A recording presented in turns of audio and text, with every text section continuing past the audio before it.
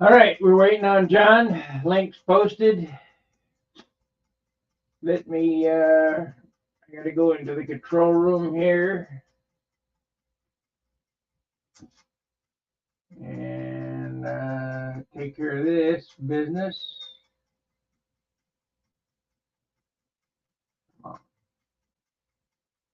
4301, 29 and 28. So it's one a day content.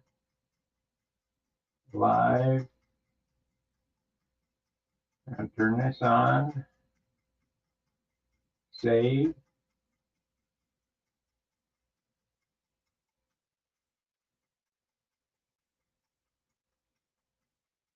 We gotta turn this on. Live chat replay, good. That's going. Toast is ready. I'm heating up the oven to see if we can get it at 150. And turn this on. Turn that on. Okay, what do we got? We got no viewers. Excellent connection. We got a like. That's good. Premiere. Ah, there's John. We'll add him to the stage. Welcome, John. You got any audio? You there? Yep, I'm here.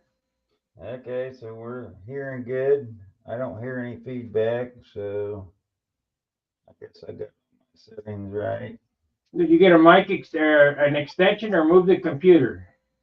I moved the camera and I got the computer over by my sander and stuff. Uh-huh. So I'm just I'm cutting some foam today, so I really need my whole table. Right. And so I'm going to make some foam cores. And the shop is a freaking mess. I don't have anywhere to put anything. That's the same with this place. It's terrible. Now I got to figure out how I'm going to do this. I got a big block of foam here that's about 5 foot long, and I got to cut it down to, I don't know, 25, 28 inches or something like that, and then make 2 panels of it before I can even start, cutting a wing. For your Nobler. Yeah. The last one I did had Warren Truss type wing ribs in it. I'm going to go with conventional standard ribs on this one. Well, I'm going to take this mold apart and see what we got here.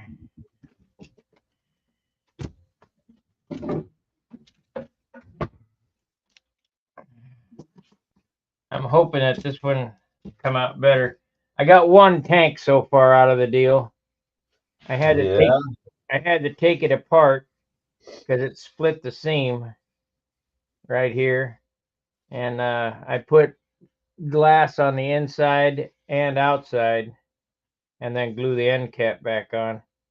But this is a valid tank. It kind of weeped. It's kind of seeped right there at the seam. So really, kind of come up with a fix for that. You remember that 15 thousandths carbon that I had, the sheet? Yeah, the veil. No, not the veil, the sheet carbon I had. Oh, okay. Oh, yeah. Well, I cut a 1 inch wide, or ever how thick the tank is, 3/4 inch wide piece, and I put it inside the mold on that seam to keep it from separating there. Yeah. That's in this one. Now, this particular tank is a little different than this one. This one is one layer of glass with veil and then half ounce. This one here is 2 layers of veil and 3 layers of glass. And this one is 4 layers of glass, which is just a little too thick. It's about 17,000 instead of 15,000. I got some carbon coming today. we'll see how that goes.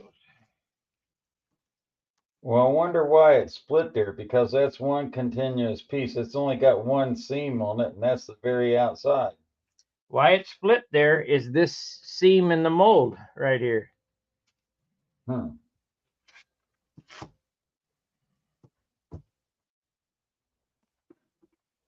Still doesn't make sense. Yeah. It does to me when you see how this mold is put together.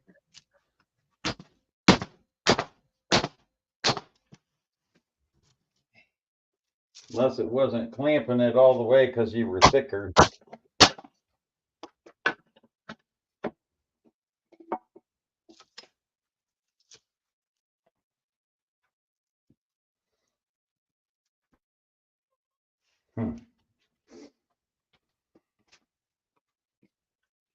Man, I hope this one come out good.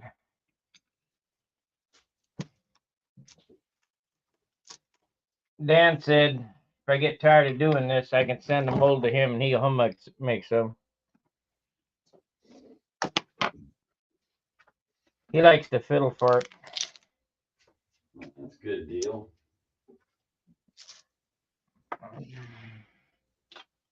Yeah. Now if I can get these pins out of here, they get glued in every time. They get beat to shit getting them out. You gotta keep all that stuff waxed up. I did, but they don't help.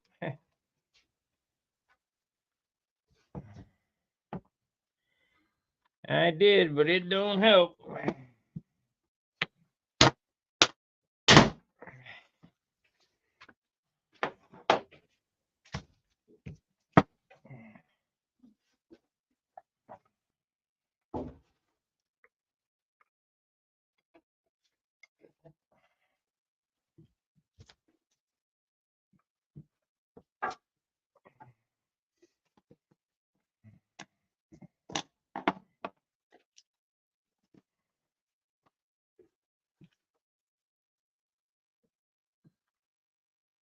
We might have a catastrophic lockup here.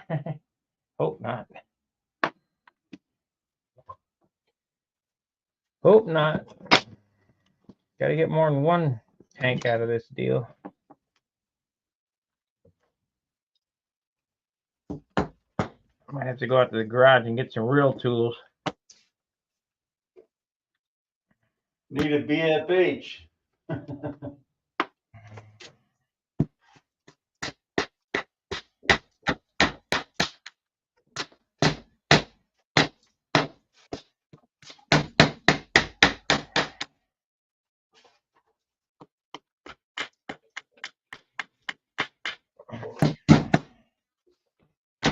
Well, I'll get it apart. Just don't hope I don't screw up the mold.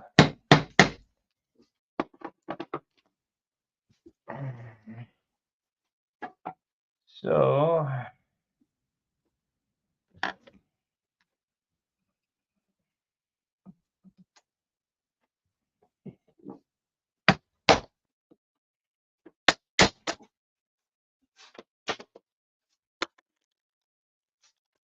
yep, we got some chatters here. Morning, guys. Like giving, thank you.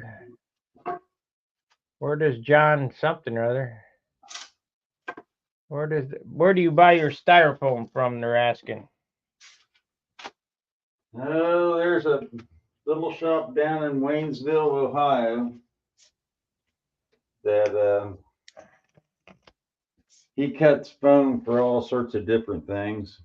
And my dad went to school with his parents and stuff, so I go to him. There's another bigger shop up north that does sign making and stuff like that. They got the stuff too, but I go down there from him to him, and he gives me a deal. He cuts whatever I want. Cuts them out of big giant chunks of 4 foot by 4 foot by 16 foot long ingots of foam. And you know, it gives me a good deal, so I can't hardly complain. I had a pickup truck before, and last time I went down there, I got a bunch of foam cut 4 inches thick and 4 foot by 8 foot. Well, I don't have a pickup truck anymore, so I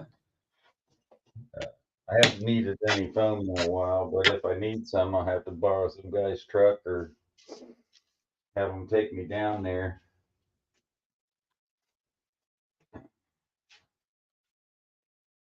Let's see here. There, it's coming.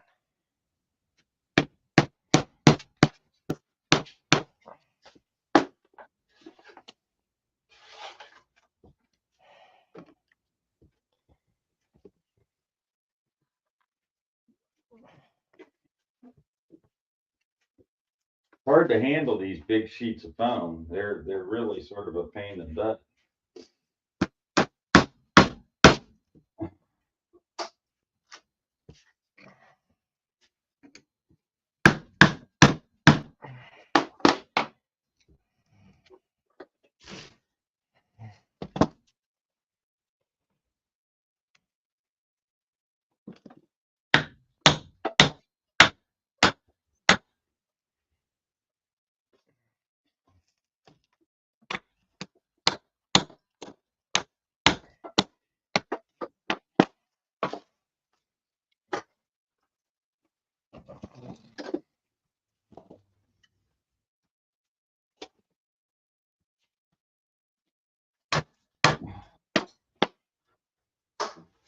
This is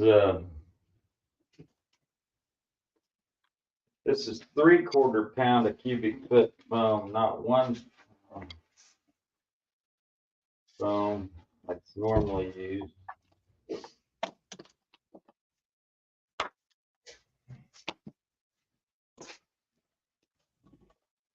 Well, I got my tank part out anyway. Oh, this one come out much better. Much better. So I'm learning. Now I got to figure out how to get this mold apart. These bolts are stuck in here.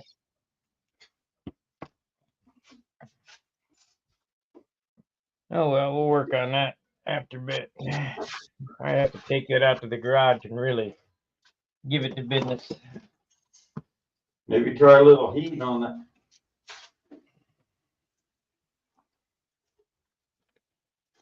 Yeah, this is much better.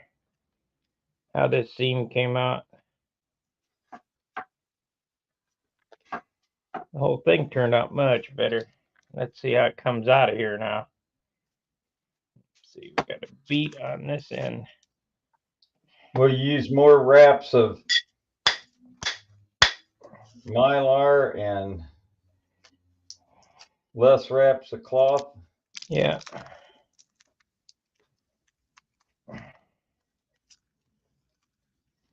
So it looks like we're gonna have to beat it out of there.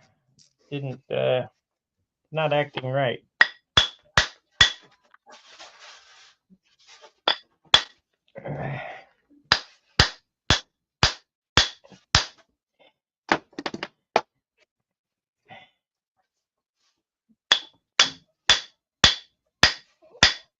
Come on.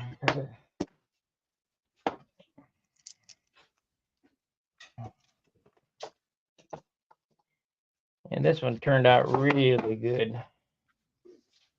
Really good. Let's get this off of here. See if this helps. Get it out. No, I haven't got it out yet. It's glued on there this time.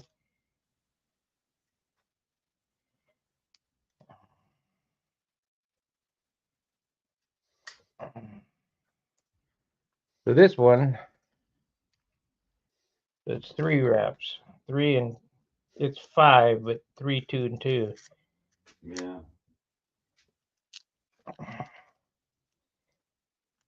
But I can tell this is a better part. If we can get it out of there without breaking it. It's really down on the mandrel.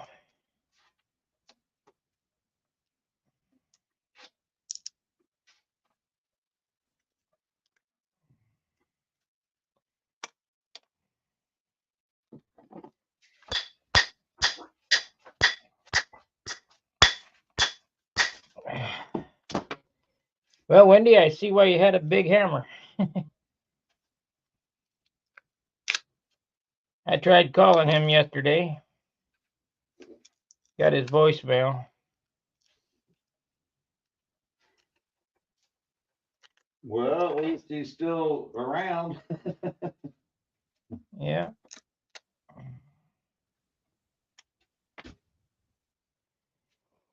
How am I going to get that damn thing out of there?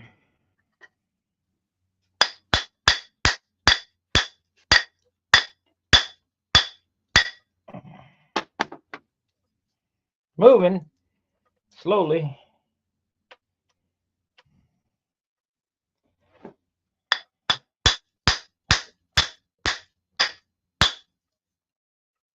Shit. Get a bigger hammer. Yeah. Bigger hammer.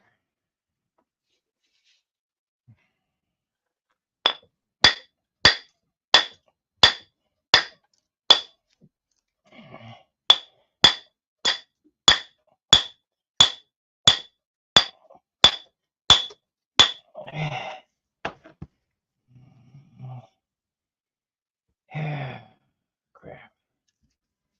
What the fuck?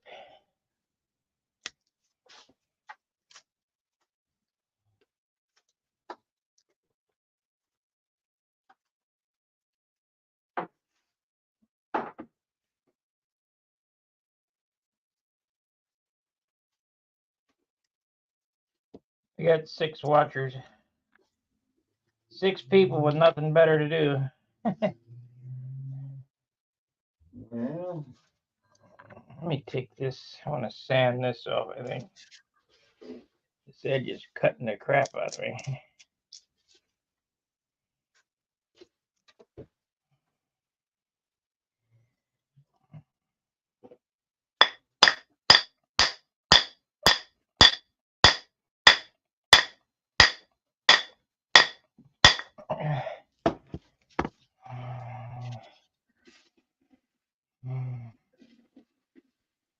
I don't know how I'm going to get this out of here.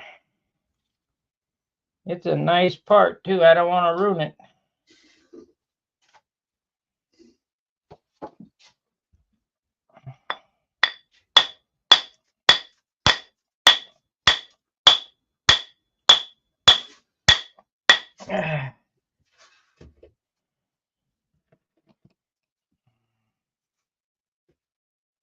Got to get it out somehow.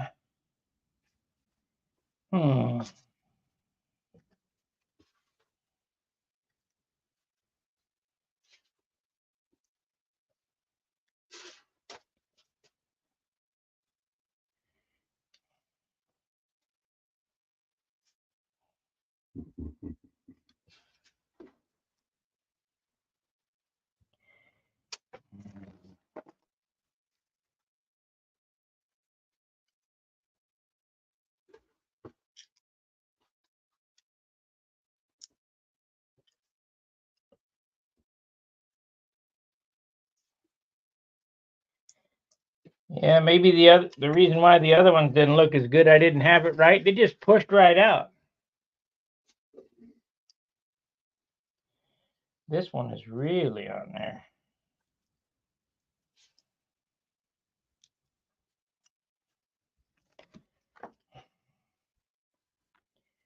Really on there. no catastrophic lockups. I guess I could put it in the refrigerator. Nice box for a minute.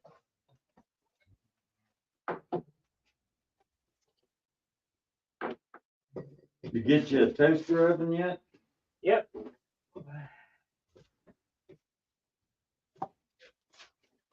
Don't want to heat it up, but never expand it.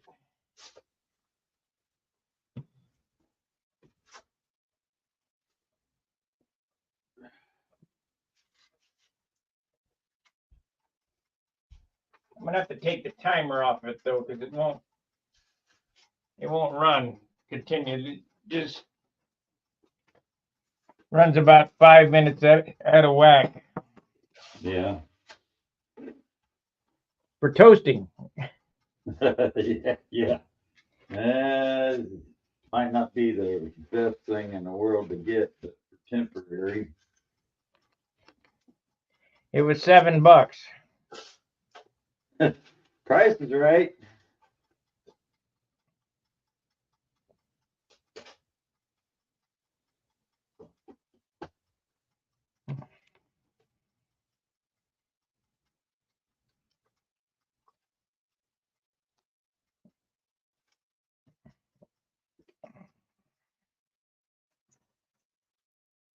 Well, while waiting for this thing to cool,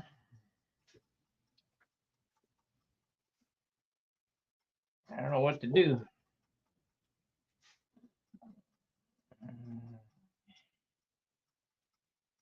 I guess Dennis got second or third in Classic.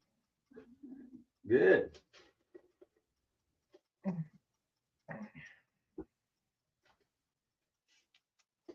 I went on there a little bit, was trying to fiddle around on the site, and I guess I wasn't into it. I just couldn't get keyed up.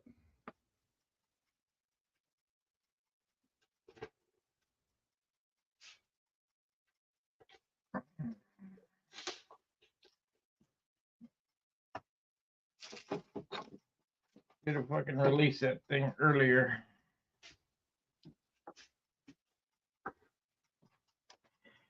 Oh well. I just have to beat it. Beat it.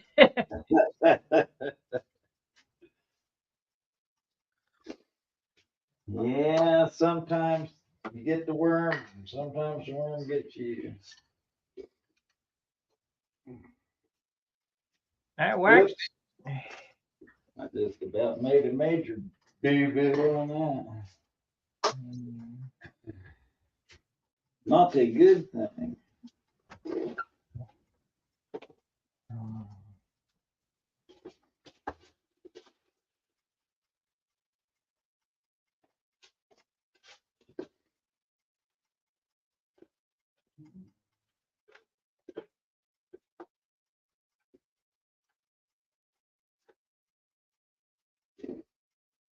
There, that's more gooder.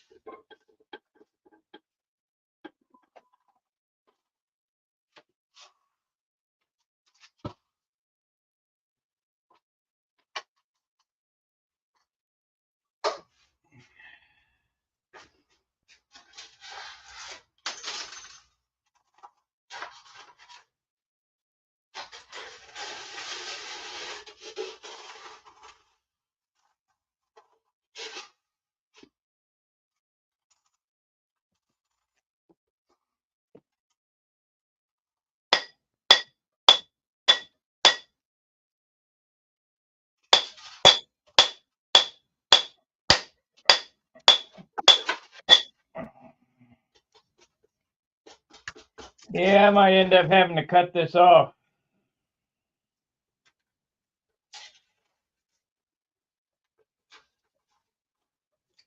Well, don't feel bad. I had to do that too. You know, part of that dreaded old learning process.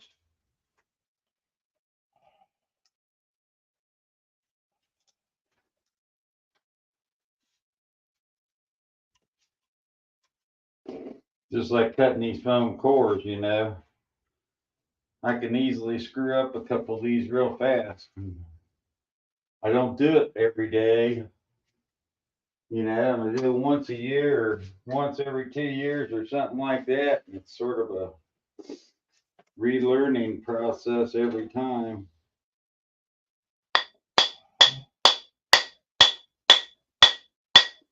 I can tell you one thing, when I first started doing this stuff, I went through a pot full of foam.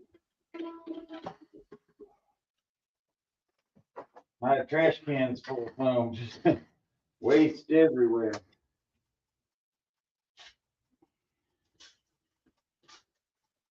I was trying to save pieces and stuff like that. You can't save it, just pitch it. It takes up so much room when you get it. You know, you got to have a storage spot for it that's big.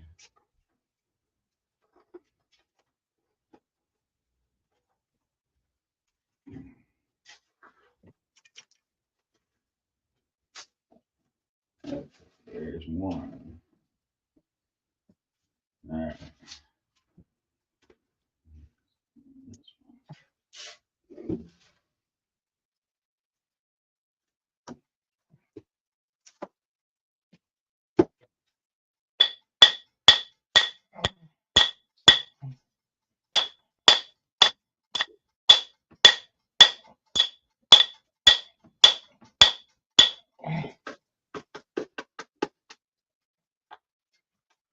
Man, I waxed this thing. I mylarded it.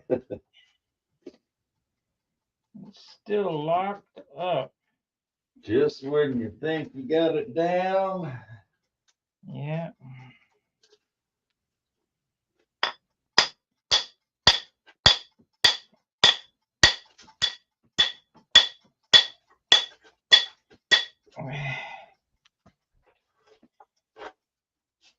It ain't moved not one iota. Did you let that Mylar stick out over the ends of the plug? Oh yeah. I cut it off flush with it.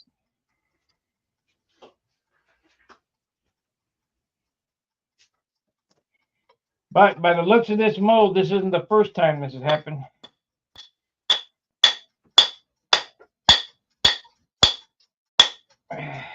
Well, he put a wrap of carbon tow around it and pounded it out of there before he unbolted the mold from around it. Yeah, well, I could put it back in the mold and tighten it up. Yeah, but you don't have something to hold on to the. Yeah, I can put carbon on it. I tried that. It just pops off. Because I didn't do it while I was laying it up, and I afterthought, I'm going, no, I need to do that so I can pound that mold out of it. I didn't do it. I'm gonna put it in the oven here.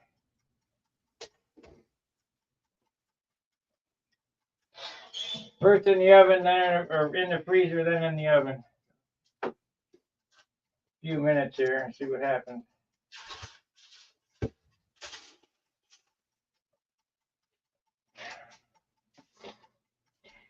Cyclical shock treatment.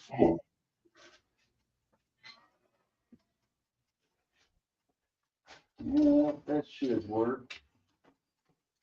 I think.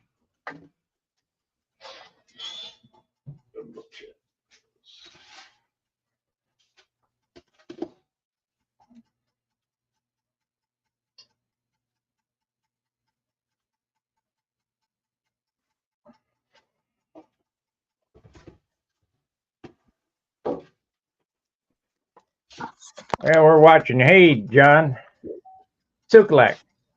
On the new models, my spinner is too light, too tight to the nose by a 16th. Can I add a washer in front of the drive washer? Use some cardboard or something. Sandpaper. Sandpaper. Make some sandpaper washers. 80 grit. Put 2 of them on there, or 3 of them on there.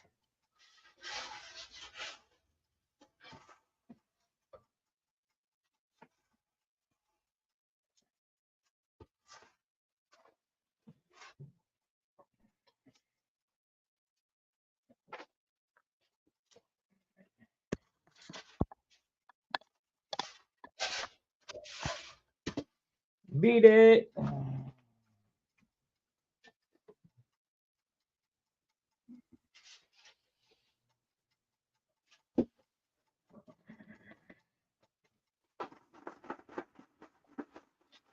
Man, we're ready to cook in here. Got a microwave, got an oven.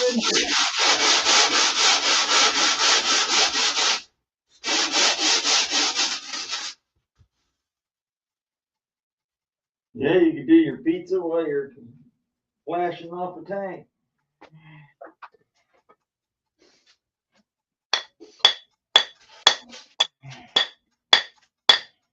All right, let's see.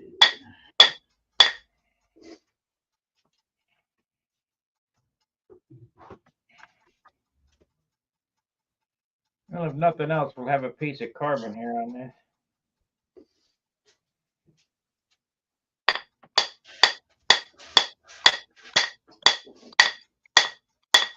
Wonder if I shoot air under it, that would help. Do you try that, John? Help? No, I didn't try it, but it might help. Can't hurt. It's free.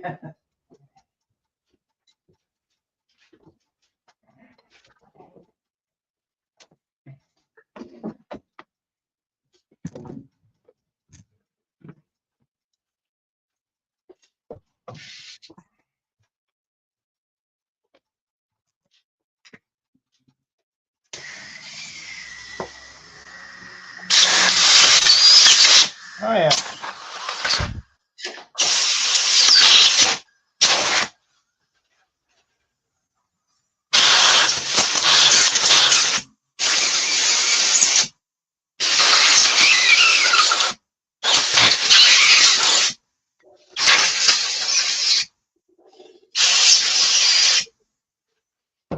I saw it lift up off the mold, so maybe it'll do it.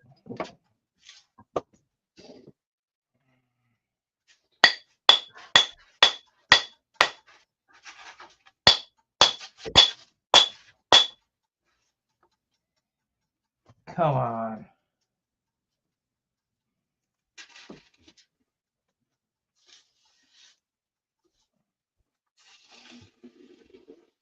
I think it's going to be, this is too light. Looks too thin.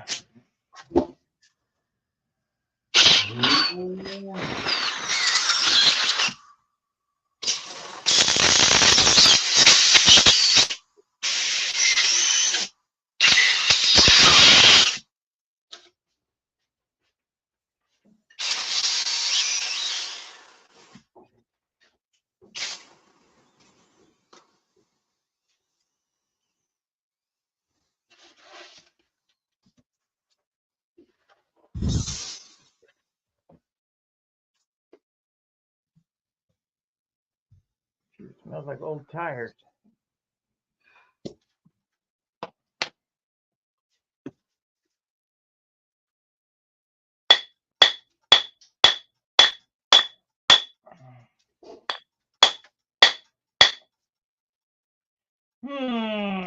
Shoots a Windex down there.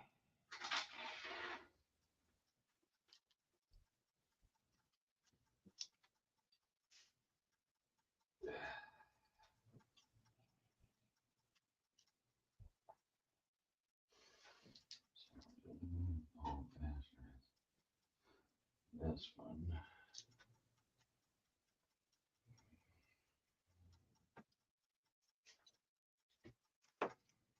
I think I know what happened to this. The Mylar got bunched up.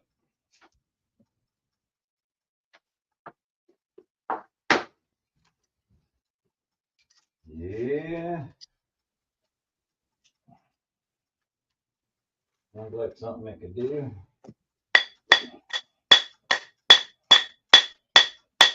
I'll take it out in the garage to get an air hammer on it.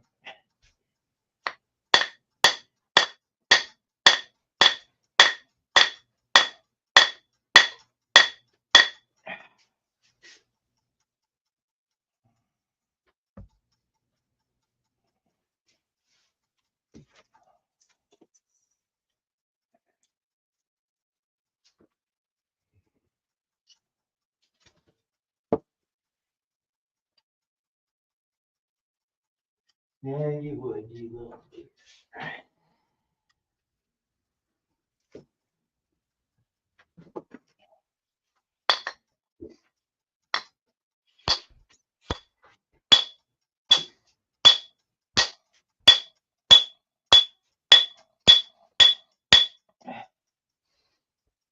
Can't tell if it's moving or not. Certainly doesn't seem like it. Dinner time.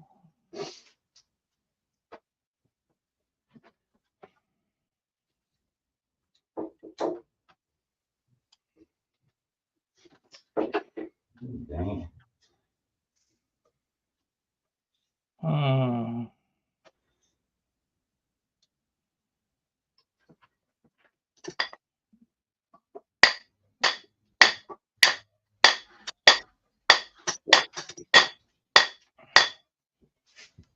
I guess I'll try Windex, see what happens.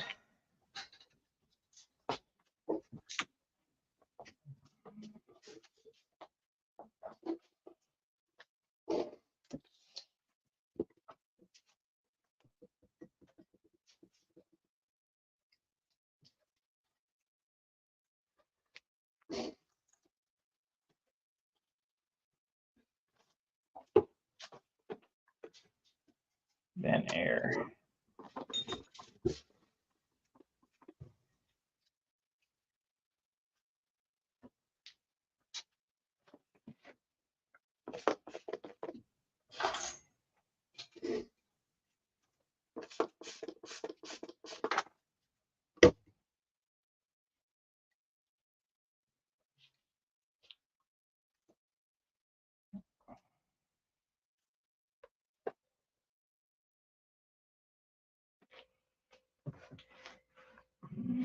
Yeah.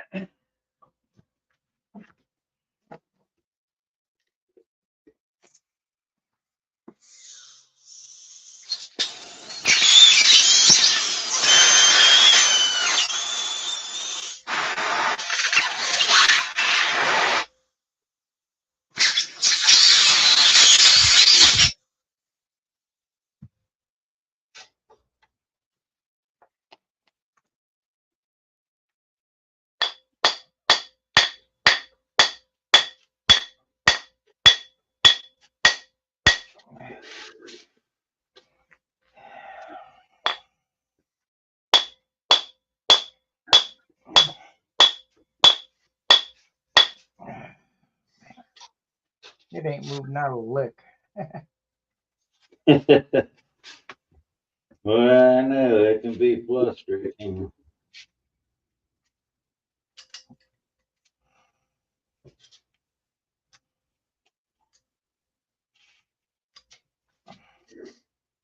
Oh, what's frustrating is the first three pushed right out of there, and now I got this stuck on there. Yeah. Welcome to the world of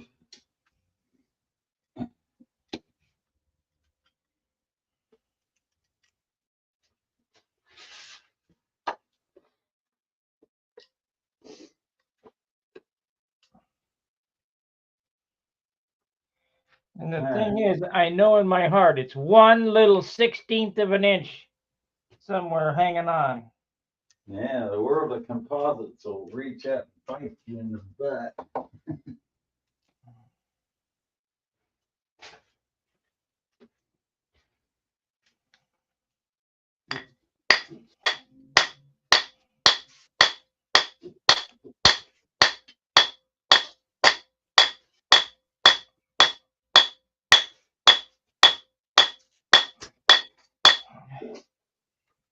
It has not moved 1 inch.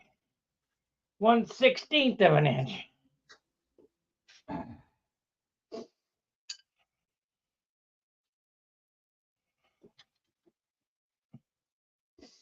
That is a shame because it's turned out nice.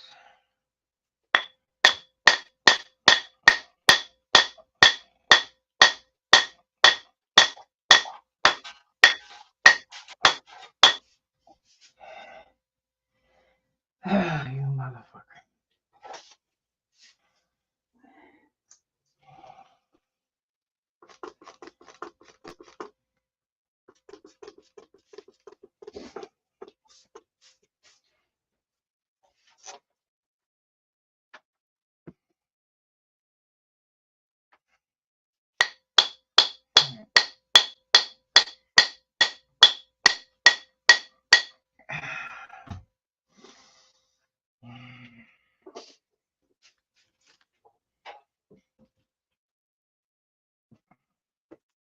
Well, I got one tank out of the deal. Better than none. Stabbed myself with a knife in the stomach.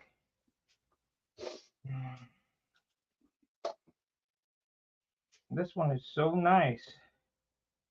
Got nice crisp corners on it. I hate to cut it off.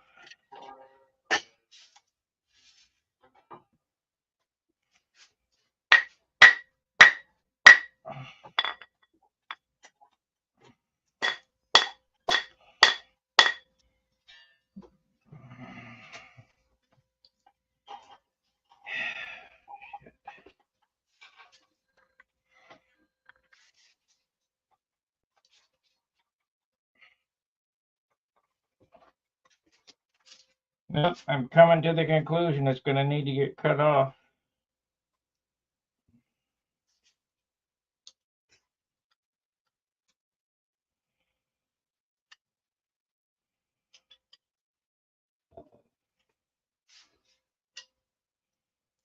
Tell already, I screwed this one up.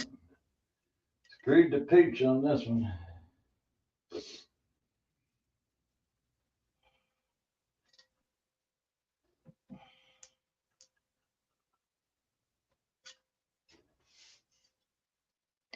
Yeah, we're not going to put we're going to do it the same as Wendy next time.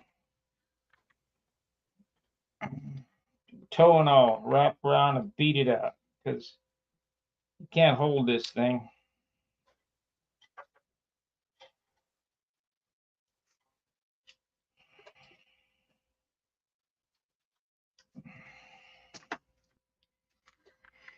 Okay.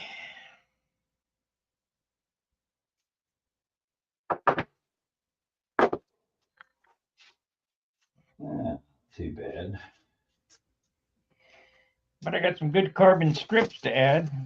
This turned out good.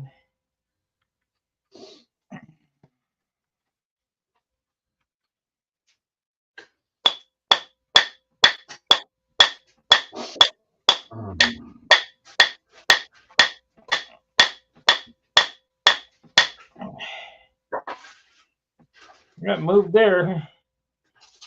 It's moved. Well, that's half the battle.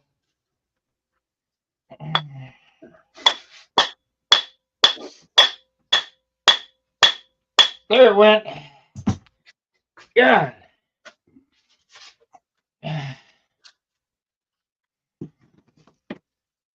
Woo. Windex helped.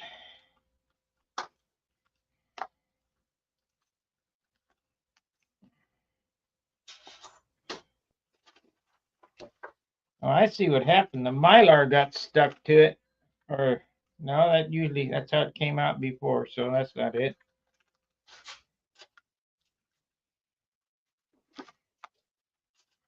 I think I need to do a better job of wrapping the Mylar if I'm going to use it.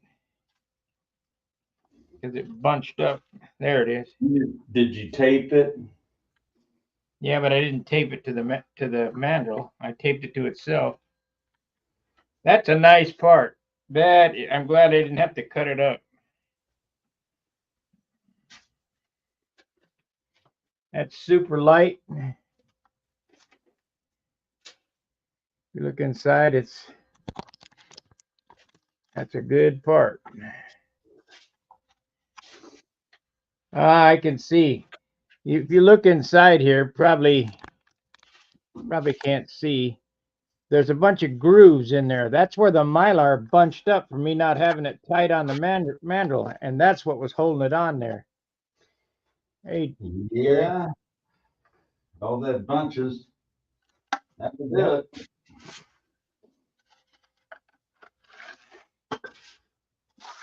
There we go. We got it though.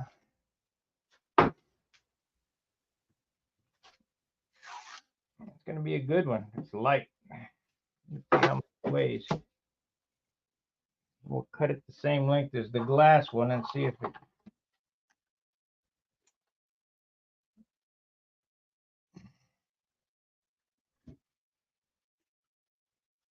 And if you look in there, I put a 15 thousandths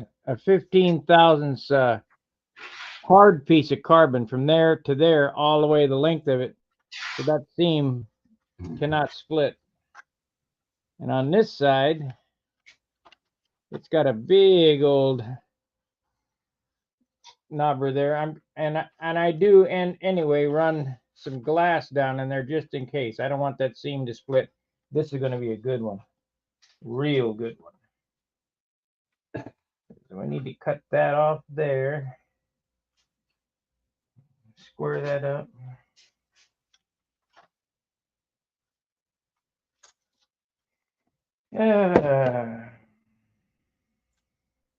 I want to get the scale, see what it weighs.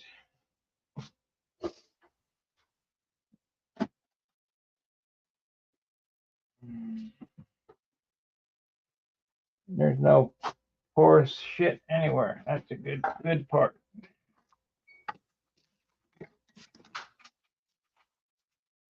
I wish I lived closer so we could run these parts of these molds on the mill, resurface them. Yeah. Because when I got them, even in those videos, you can see big old scars on top of the mold and the mandrel, and then these ends need to be cleaned up. And I kind of hate to do it with a grinder.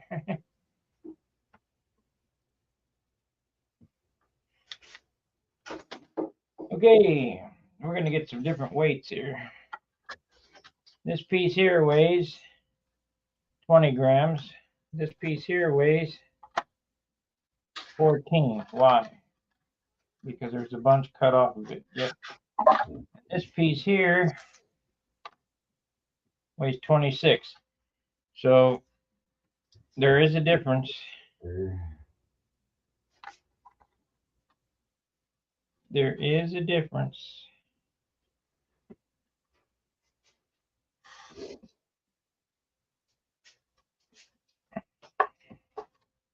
Can't use this one though because I got it in the oven and got it way too hot and it's separated.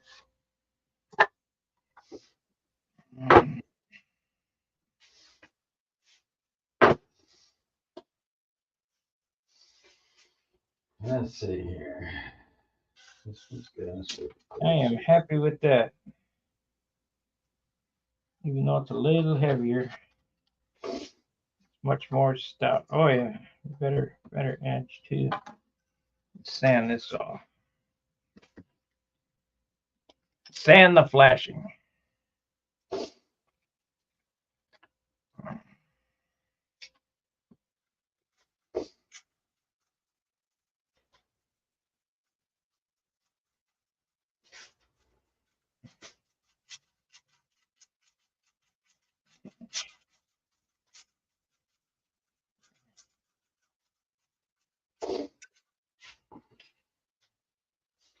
Run that on a disc sander.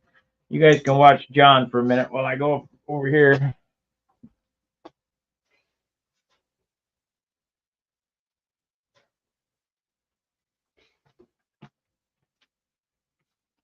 Yeah, it's sort of boring. Watching me think. Trying to remember how this works.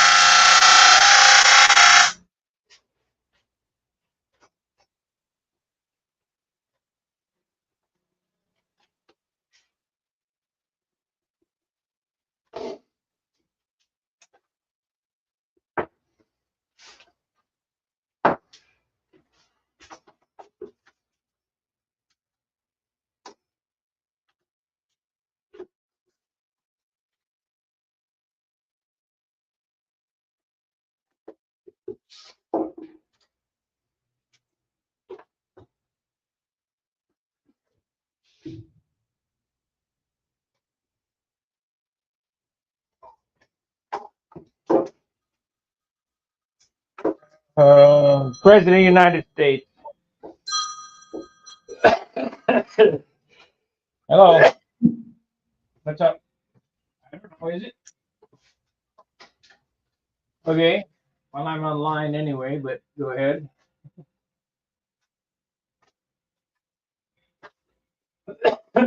Okay.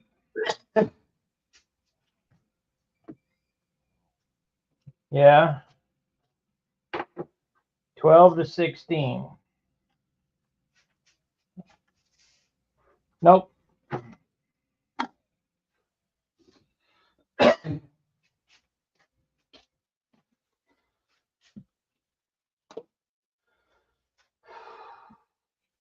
Yeah. So you're not gonna make it? Okay, no problem. We're looking for your airplane to be done around 2025. Yeah, we're on track for 25. Okay, Monday. See ya. Yeah, at this rate, maybe 2026.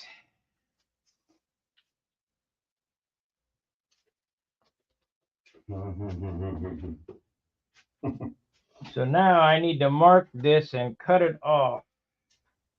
Square it up. Which end? We want to cut off both ends, actually.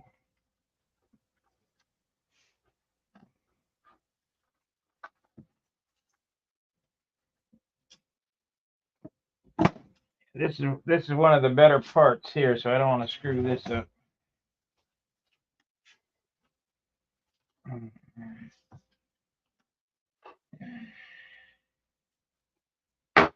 Okay. John is using some kind of Rube Goldberg cutting machine. I don't know what it's called. Feather cut. Feather cut.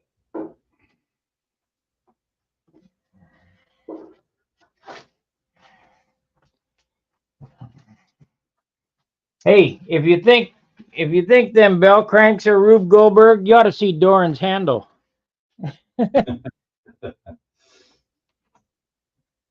It's a hard point cable handle. Adjustable cable handle. Made out of carbon fiber, of course. Whatever.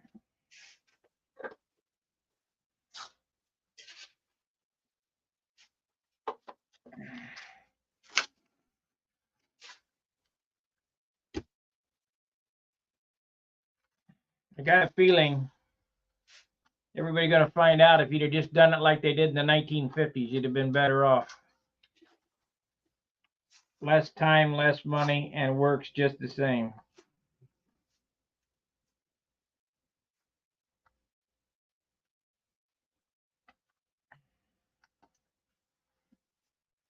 A lot of engineering went into that thing. Yeah, I do like the Paul Walker adjustable flap horn, where you don't have to tweak your flaps, you just dial it in with a ball driver. That doesn't add too much weight for its value.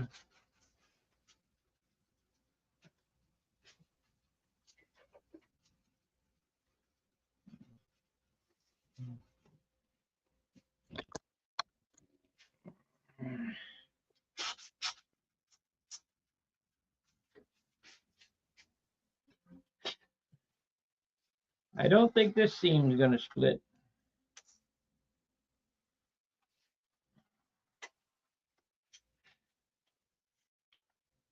She's got impregmented hard carbon.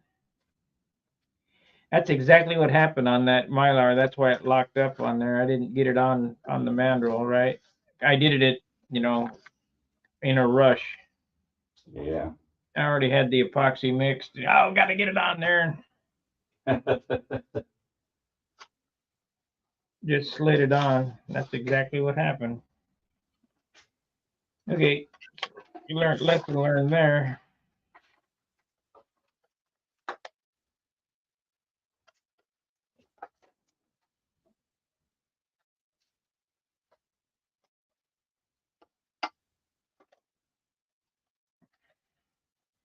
Can hardly wait to see what kind of carbon fiber I got coming. Can't be much. Amazon, $19.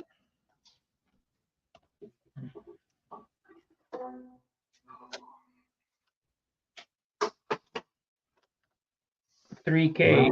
$19. What weight's it supposed to be? It's 3K. 3K weave mat. It's on a roll to get 5 foot by a foot wide for $19. That'll be 3 tanks. So they're giving you dyed fiberglass, eh? I don't know. It's a joke. Maybe.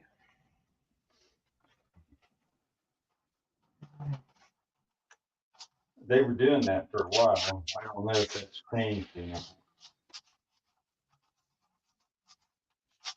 But they were making parts and pieces and stuff out of dyed fiberglass and calling it carbon.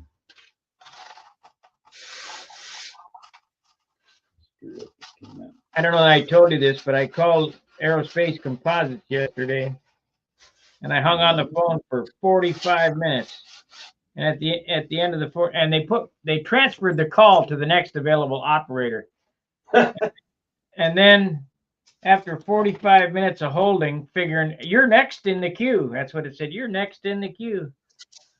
It says, I'm sorry, we're closed. We closed every other Friday. Now you tell them. I didn't leave a message. I should have. I was pissed. Waste my time. It was a little rude.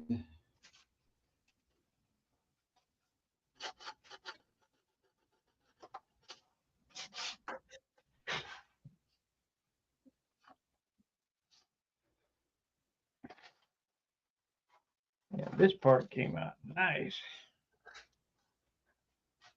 A little heavier, but we'll cut off the ends and see exactly where it's at.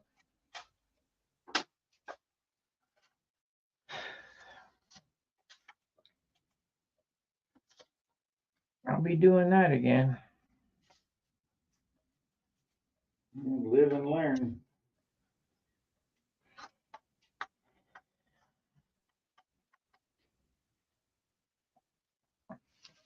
I think I'm going to take JB Weld and repair this mold. It's got some big, deep scratches in it.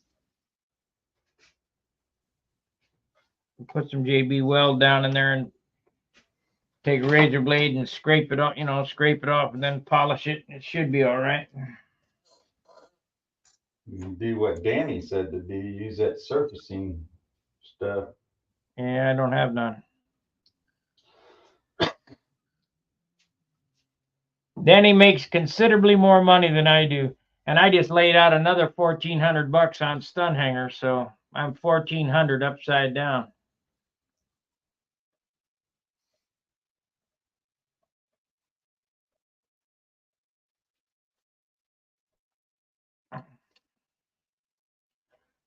The guys, they donate let's say they donate $100, that whatever, and figure, well, that's good for the year. Yeah, it costs $300 a month, and I just don't have a job anymore. Yeah, it ain't cheap. That's for stunt hanger, period, the main site. Yes.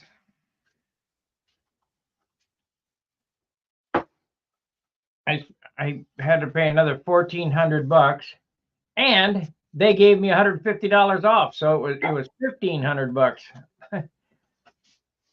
But they said, well, you've been with us 16 years. We'll give you $150 off. I said, that helps. That helps.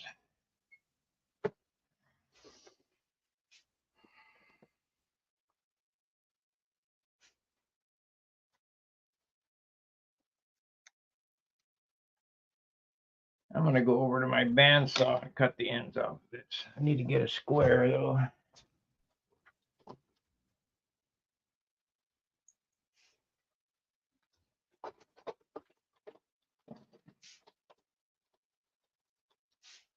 I have been offered, I've been offered several times to sell stun hanger.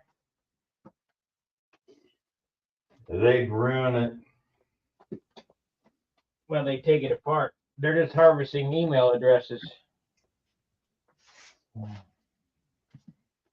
You know, when I talked to that person, I said, "Well, who are you?" And they told me. I said, what do you fly?" "Oh, we don't fly." Right there. Right there. Yeah, that's so. They're looking to make money, and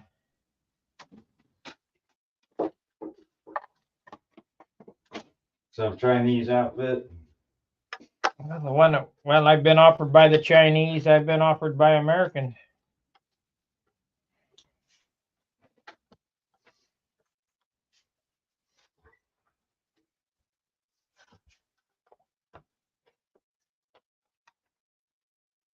And I worked too damn hard to build that site. To say, okay, take it apart.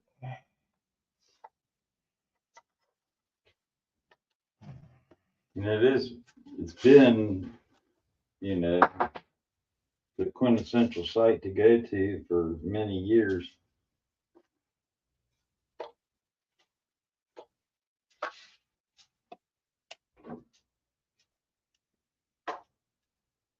Let's see, I'll make it 6 1/4.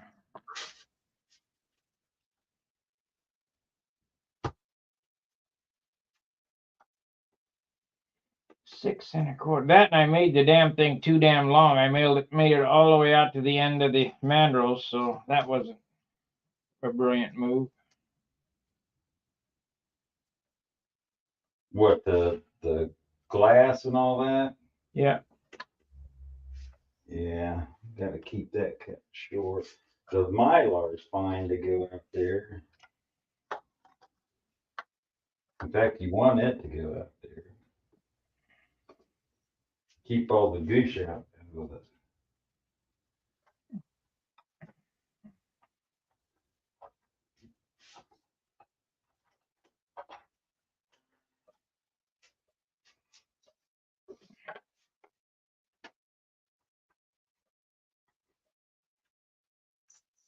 You gonna show us your airplane you got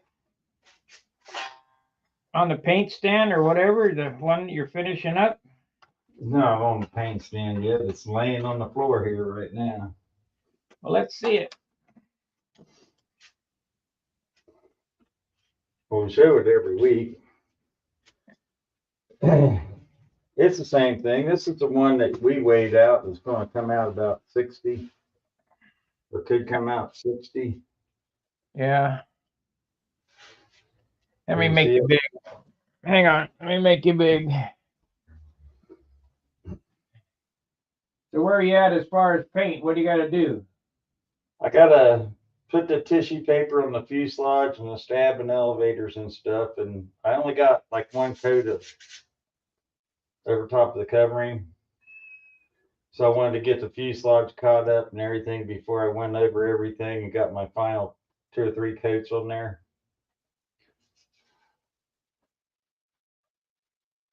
Yeah, looks good.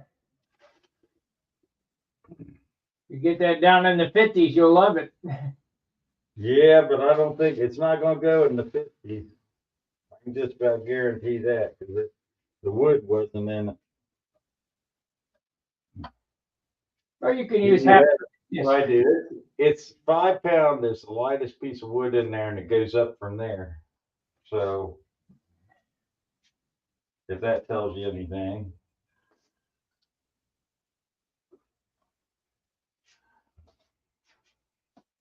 All right, the show's on you.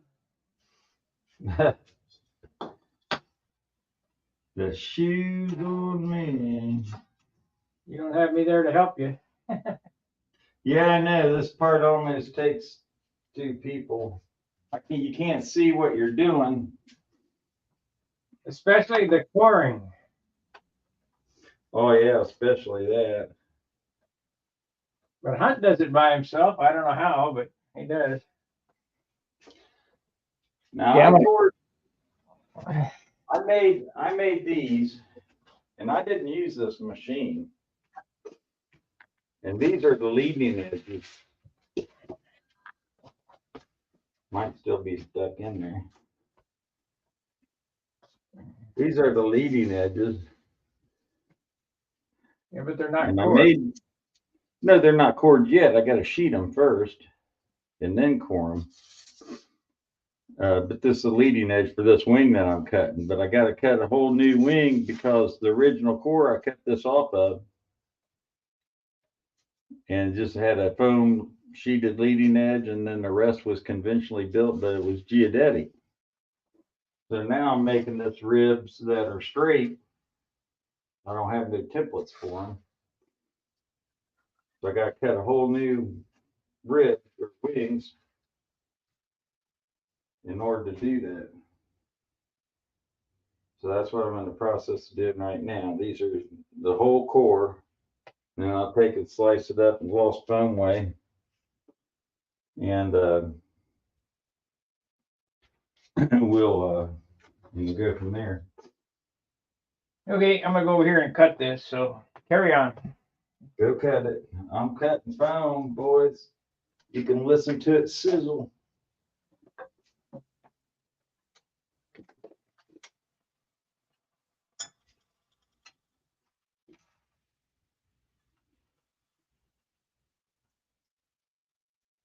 This thing's sort of neat if you can get it working right. It does a steady pull. It's got a weighted arm that falls. It's got a steady pull to it. You don't get a lot of ripples and stuff in the surface.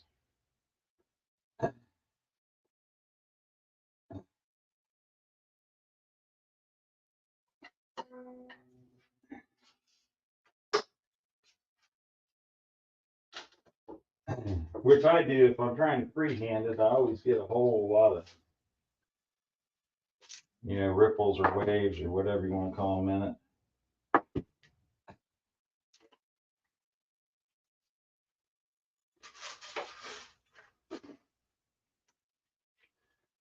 Now I haven't opened this up yet, so I don't even know what it looks like. But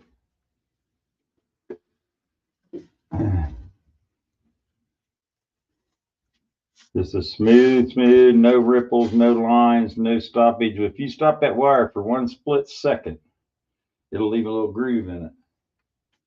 And with this thing, once you get it set up and get it running right, and there you inside and outside cores are identical.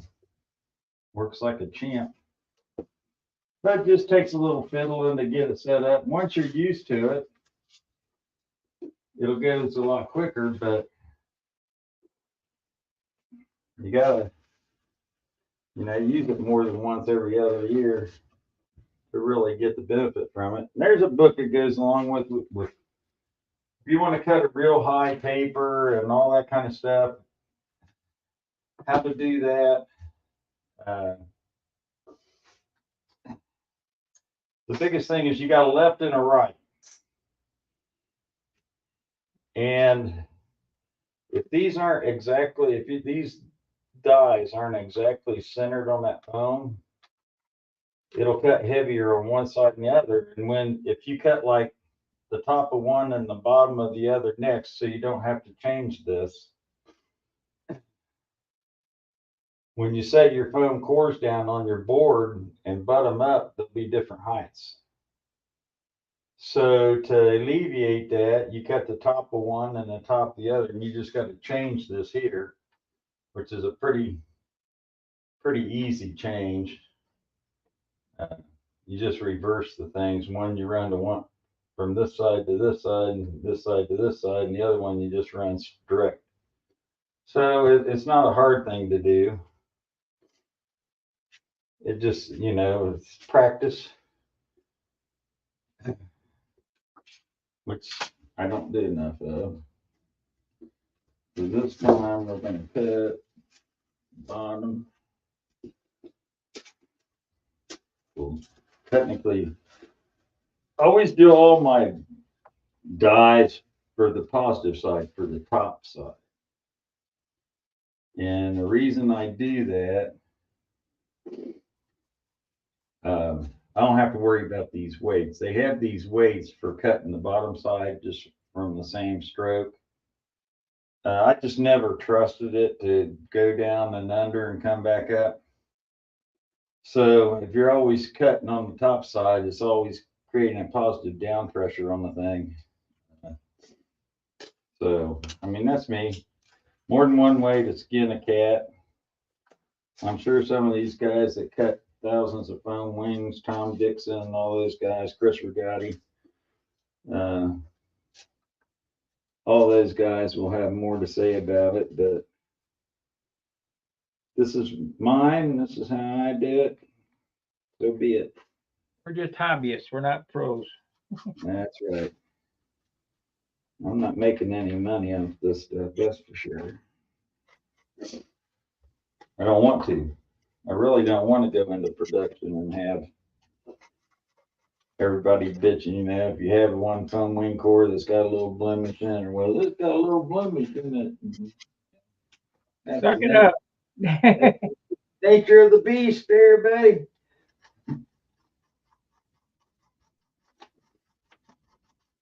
Suck it up. If you do these right, when you turn this thing over and you're using the same holes in your jig, which I got multiple holes in these, if you're using the same holes, the nails will go right in the same old holes, and they're really not holding anything. They're just barely got to hold this mold on there.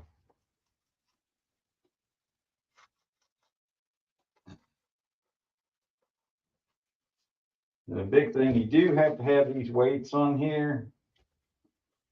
You got to make sure everything's flush everywhere. Yep, this is the best part ever, right here. And to think I was ready to cut it off. No. But no, Mr. Bill. I do see why it locked up on there, because I bunched up that Mylar. It kind of created tooth in this thing. Oh yeah, I can see that. It weighs 12 grams.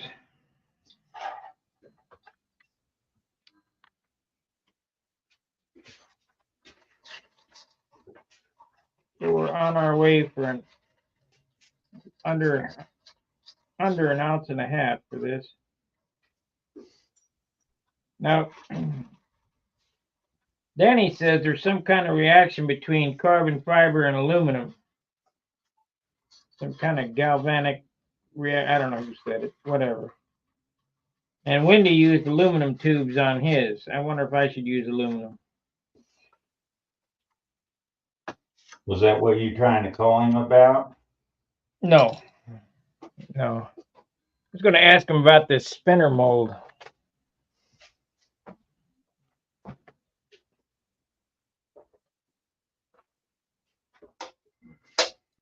At 3/32.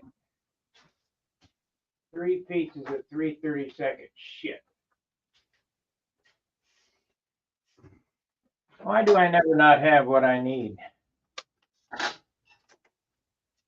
Hobby shop rules. Yeah. This is for bell crank, bell crank stuff. I'll put that with the bell crank stuff.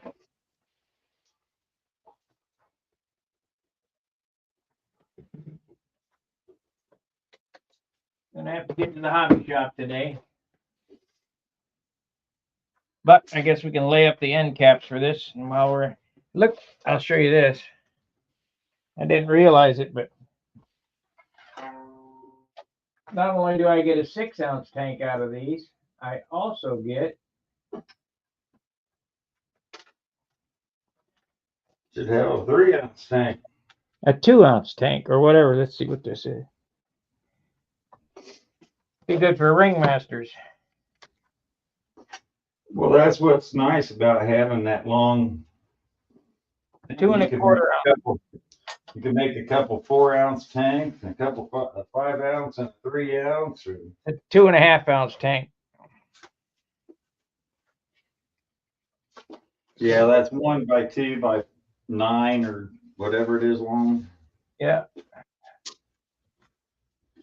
This tank I just made is 6 1/4 ounce. This part came out perfect. I mean, absolutely perfect. And I was almost ready to cut it off the mold. I was getting frustrated. To beat it. Let me see what I don't doubt it. I was looking for 15 thousandths. The other glass one I made, the white one, is 17 thousandths. This one, I want to know what the weight was. so this one is 14 thousandths, so that's closer. 14 thousandths, and this one is the original off the white one.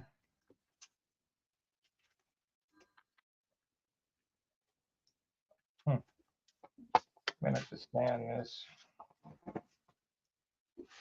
Sando, get a spot here so I can sand it and get a correct measurement.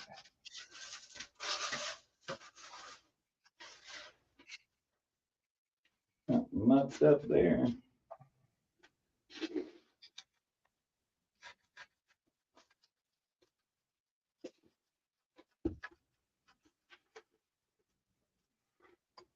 This one is 20 thousandths. So we're 5 thousandths over on this piece and 1 thousandths under on this piece. And that's only on one side. It's 14 thousandths on this side and 15 thousandths on that side. The number of wraps around it.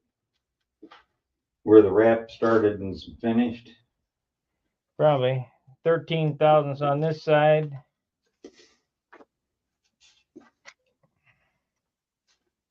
Where that stuff bunched up, it got thick. 20 thousandths. But it's relatively consistent. 25 thousandths on the backside because I added that 15 thousandths hard sheet carbon on the back for that seam there. Right. No, that's going to be different there. Yeah, it's 20 thousandths on the back. So I don't mind that because that seam on this tank that is now fixed split. So I put glass on the inside. I cut the end cap off, glass the inside, and glass the outside. So you saved it. Yeah. This tank, when I filled it up and to pressure test it, we set it on the bench to make sure that the fuel wasn't going to attack it or whatever. And I'm going to do that again today and leave it set while I work on this stuff. It looked okay. I go, Dan, this is a success. I was on the phone with Dan when I did it. I said, this is a success. This is great. First part. Then I came back and go, oh, it's wet here on the side. Oh, shit. I mean, it wasn't a big seep, but it was big enough to know that with the vibration, it would have split it. And it wasn't lack of saturation with epoxy? No, it's the way the mold is. It makes this flashing. It joins right here at this flashing, right there. Right. So that it's pushing out that way, and it makes like a real thin area here. So I stood a piece of this carbon up inside there. You're getting a stress riser of some type. Yeah, I took a piece of this 15 thousandths carbon and I cut it so wide, and before I closed the mold up, it was wrapped into the layup. So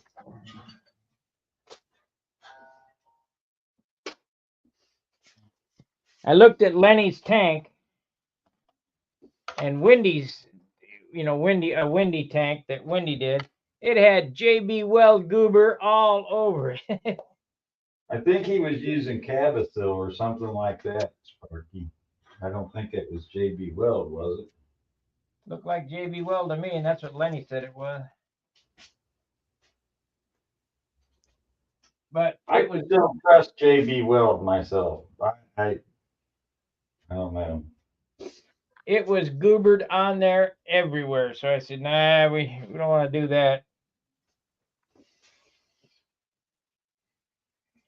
You know, I want it to look as good as a Kaz tank, and that's going to be pretty hard to do, seeing as it Honda made them. Yeah. But this part here is well on its way. This is a good piece. The only blemish in this part is this scratch that's in the mold, and I'm going to have to float in some KB weld to get that scratch out of there.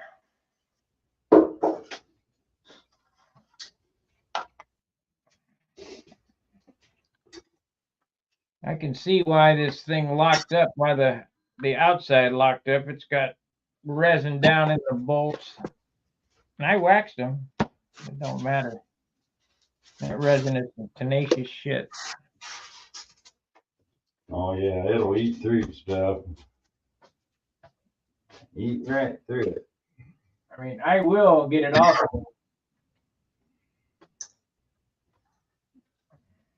without damaging it, but shit, there's resin everywhere. I'm gonna have to do a big old cleanup on this thing again.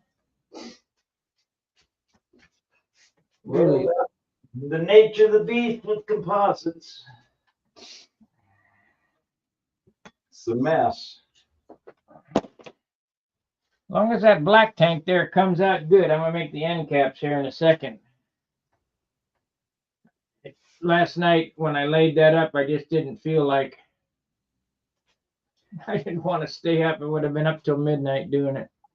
I was wondering why you were using Vail with it, since it really doesn't serve any purpose outside of just making it gray. It makes up the difference in thickness. Why didn't you use a piece of half-ounce cloth? That's what Wendy was using. It's got half-ounce cloth in it. Now listen to how this is laid up. 4 pieces of the 2.3 cloth wrapped 8 times.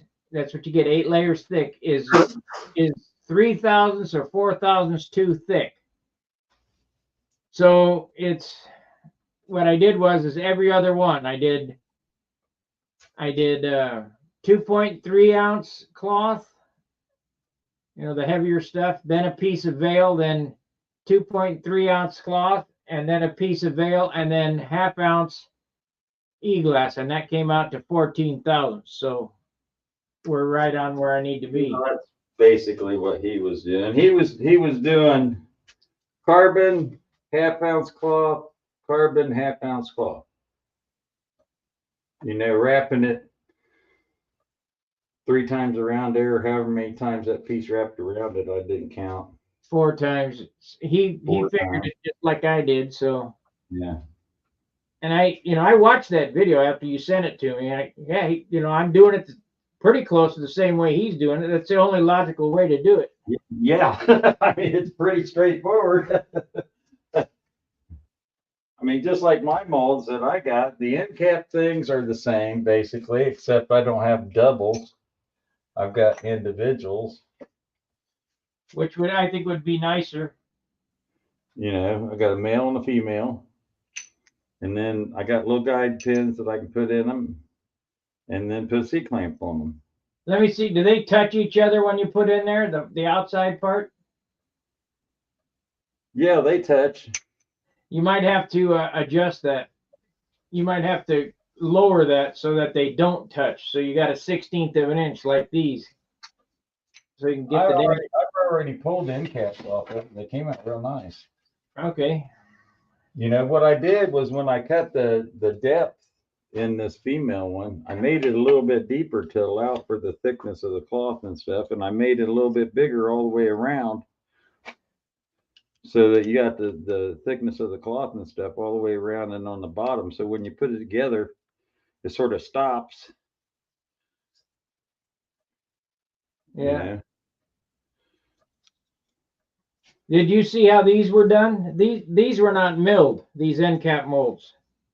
They were cut on a plate, you know. Let me show you. Oh, so they cut out the male part of it out of a plate and then just No, the edge of it? The female part. Oh, really? So you have no bottom in it? Or I guess so here's the piece now. Let me get the Now, I need to keep this over here. Operate this stupid thing. Dang, lost my shoe. I don't want to walk in here without shoes on. No. Chris is bitching about I'll tell you the story here in a second. Okay. This is the female side. They took a piece of looks to be 3/16 plate and cut that shape out of it and then bolted it onto a solid piece of 3/4. Right. So that's the bottom. Where you milled out all this, I guess they didn't have a mill to mill that. They milled it all out. And then the top plate piece.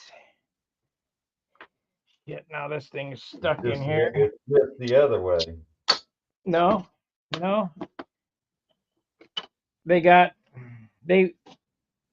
ball milled that off, so it's real deep. But these pieces, they stop right there. It goes all the way down. Right. So you got a gap in there. And trust me, it makes it easy to get the screwdrivers in there and pop that apart. I don't doubt that.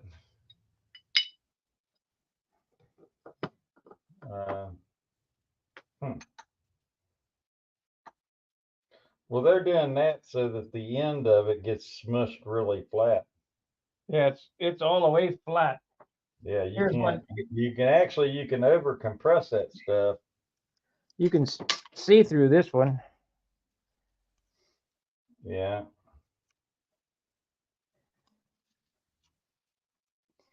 I wouldn't trust these. I didn't get enough. There's not enough material in this one. I'm going to do another set.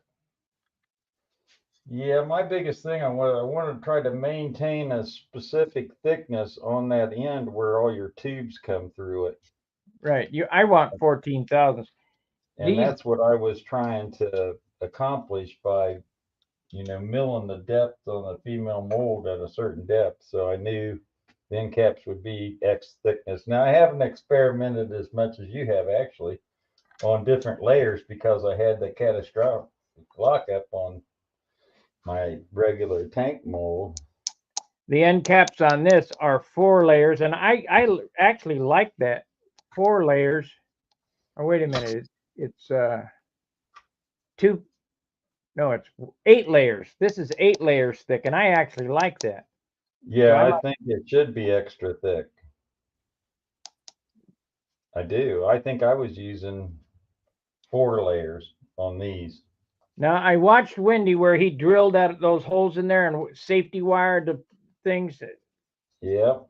I like the way this one's done better. It takes longer because you got to lay it up. But I made the tubes and then stuck this end on and let it dry. And then I glassed that end in there. So these things are glass. Right. You can't see through it, I don't think. When you post cure it all post cures together anyway. So. Right. That's a good deal. But this tank is that's exactly how I was going to do it, except like I've been making my metal tanks for a long time with RC bungs in them. Regular wedge metal tank, but it's got a bung in it. So I could pull the plumbing out inside of it. In case I have a problem, I can pull it out of there and redo it, whatever, and put it all back together again. This tank here is not much advantage over a metal tank. Metal tank of the same size weighs 64. This one weighs 55 now. 64 to 55 is 9 grams. I mean, 9 grams is 9 grams, but this one here is going to be a whole bunch lighter because the thickness is right. And you got that by leaving out, basically. Or changing up the layup where I got, you asked me why did I use Vail? Well, it helps make up the difference. Plus, that looks much nicer. It's a nice shiny part. This one, if you want to buy this one, it's $200.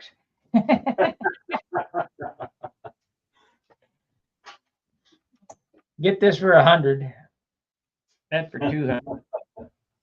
The better they get, the more the price goes up on it. Yeah. Well, listen, they're just so labor intensive and material intensive. I mean, you got to order it. You got to get the right epoxy. We're not even sure if this epoxy is going to work yet. It'll work. I can tell. It'll be fine. I talked to Brent Williams yesterday, and he said this is the same as EPON. It all comes out of the same barrel, made by the same people. Because he's got this. He's got EPON and he's got HR 250. So, it'll be fine. I could tell. Well, the truth of the pudding is stick fuel in it and leave that tank for a month and see if it gets spongy. Well, that's what I'm going to do here. I just need to get that weeping fixed on this one. This is a useful part. The very first part off the mold is a usable part.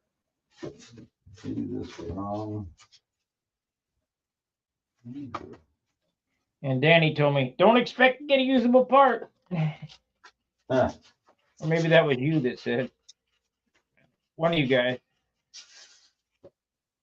Well, normally it's your first one that you have all your problems with, the first couple times that you mold.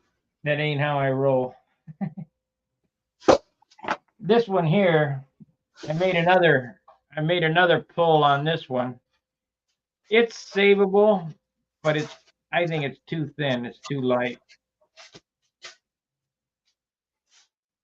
Let's check the thickness on this one.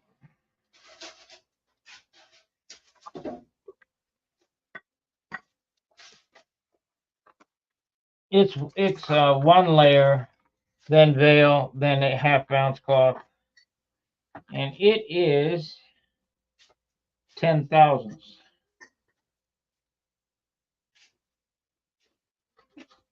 That is way too thin. I mean, if you're looking for any kind of longevity, I can't see it.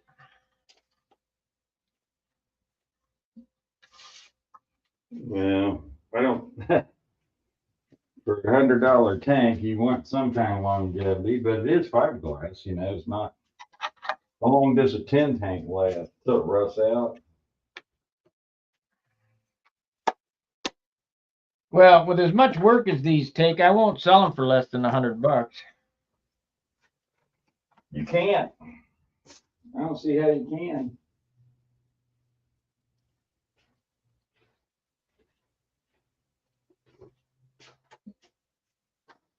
That you can't get gas tanks anymore, so the only game in town, unless somebody else wants to make them. Wonder how he's doing. He was sick the last I heard. Yeah, I heard the same story.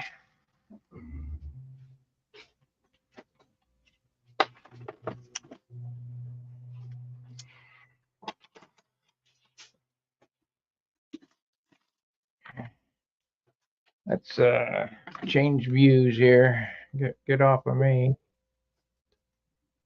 We got 9 watchers. This is not quite the same as being there, but it's the best we can do. Yeah.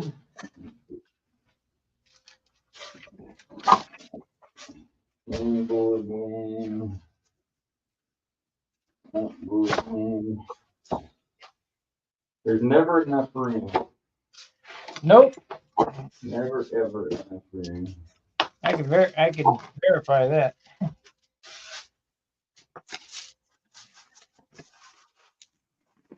One thing I did learn about composites with Wendy is tinfoil. It's a good idea. Yeah, it keeps the mess down. He said the newspaper kept sticking to it, pulling up. Yeah, I got monocoat down and the tinfoil over the monocoat. And that helps.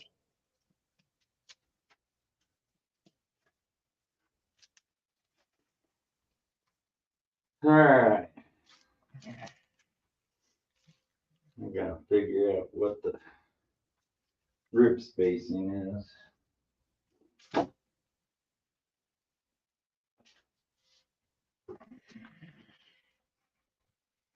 We got her. We got her. Here.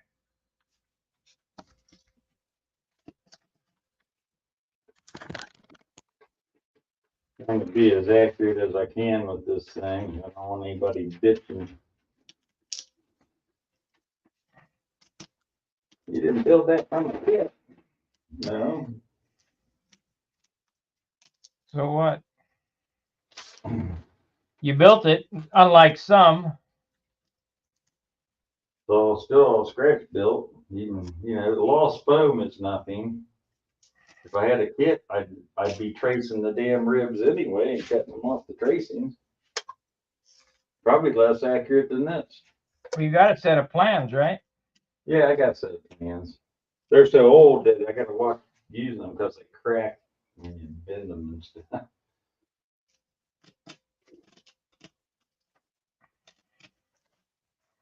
Just take an impact and put Nobler on it, and it'll be fine. Well, that's about the truth of it, isn't Yeah. Take your Junior XL and change it? the rudder shape and type on there Nobler. You'll be cool. Yeah, it's been done many a time, I'm sure.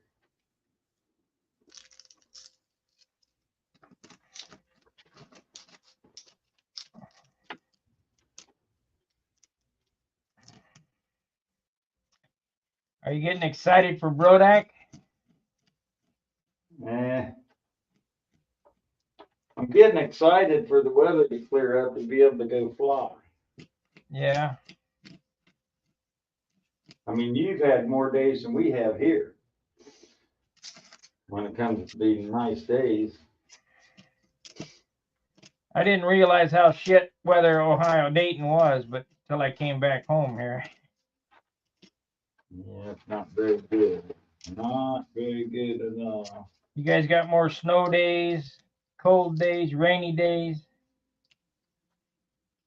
I thought St. Louis was the butthole of the world, but I'd have to say Dayton is. Yeah. Not a pleasant place, really. I mean, it's all right. It's a nice place. Don't get me wrong as far as that goes. But You get past the homeless and the drug addicts.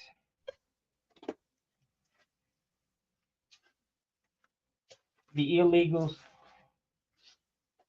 yeah, that's a tough one. We got them here in St. Louis too. I just don't see much of them because we run them off out of the neighborhood. You'll see somebody walking down the street with a shopping cart. Uh-oh.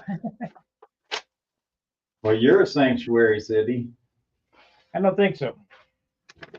Supposed to be. What they were saying. So Dayton is. It's a sanctuary city. You're supposed to be. I don't think St. Louis is.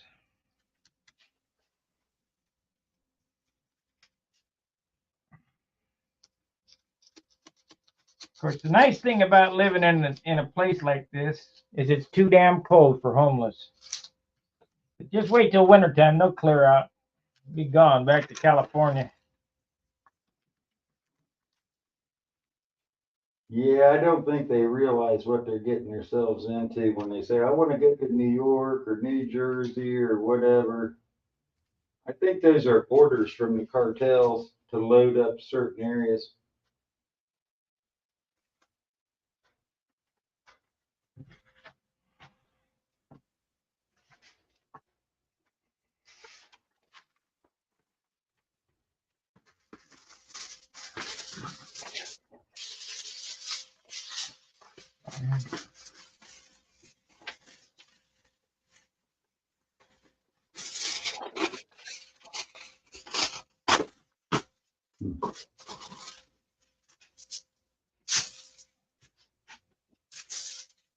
That ain't right.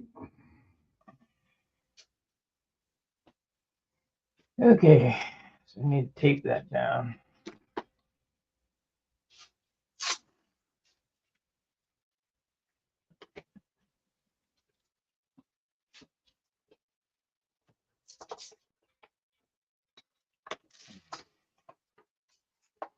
Yeah, I'm gonna make this into a fuel tank, this 2 1/4 inch long one. They use 2 ounce tank, don't they, on Ringmasters? Yeah, if you're running a 25 or something like that. Well, the nose is not very long. The distance in there. I think you could fit 3 inches in there, but I think. I got a 1 ounce tank.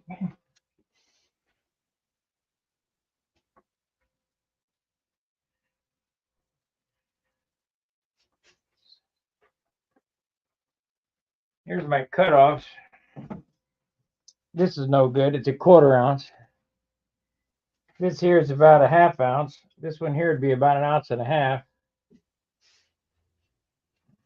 I'll just throw these pieces out. Danny said, "Don't throw anything." Oh, yeah, I'm throwing it away. This place is so shitted up. I have more scrap. I got so much scrap balsa wood. It's ridiculous. I'm gonna make gunpowder out of it. I guess that's one way of getting rid of it. All my RC wood's gonna be gunpowder.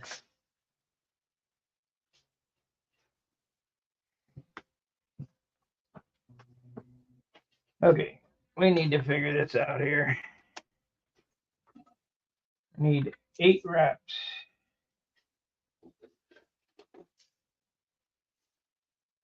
That's 1. That's 2. 3. 4. 5.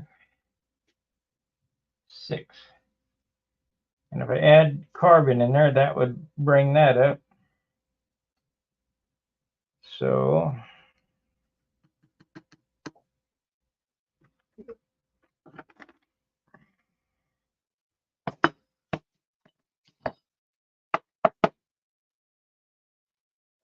not quite wide enough.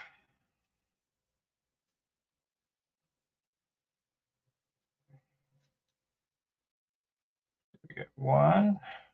That's 2. 3. 4. 5. 6.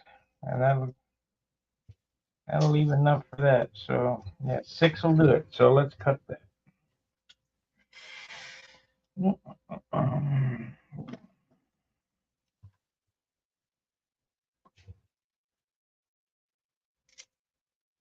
My scissors won't cut fiberglass no more. Really? Really? Really? I got 3 pairs around here and I never can find them. I got about 10 X-Acto knives and I never can find one.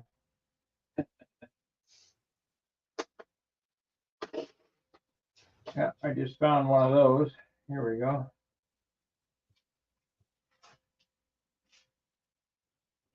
Of course, it's the shit one. Oh, what I was going to tell you, I'm getting bitched at. The garbage man ripped the lines off my house, as you know. And he shakes the trash can when he gets it up there, and all the shit. I don't have plastic bags in my trash can. I just throw it in there. And then all the shit flies over the truck and hits the ground. Well, my old lady's bitching. Put your razor blades in cardboard. No. If somebody gets cut digging in the trash, too bad. Twice about digging in the trash. Well, all the stuff from your shop's in a baggie, isn't it? No, it's in. I have a 30-gallon trash can on wheels. I just throw it in the trash can and take the whole thing out and dump it in the dumpster. Well, you got a regular trash can up there in your shop, right? No, I got a 30-gallon rolling trash can that I take Oh. down. Oh, you roll it down the step. I thought you just had a regular 30-gallon trash can up there that you could put a baggie in. Just put a baggie in that thing. That'd be a big bag, and that's just more money. I got small trash cans in my shop with two of them, and I just use them little white kitchen 4, trash bags. 5, 6. I do about 60 gallons of trash a week. We'll go 7.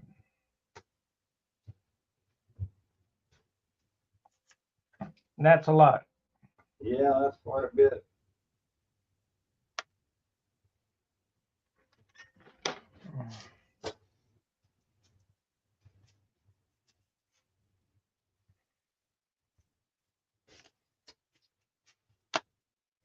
There's my layup for an end cap. 1, 7.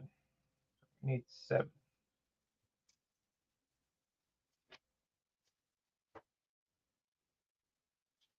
I hope that's enough.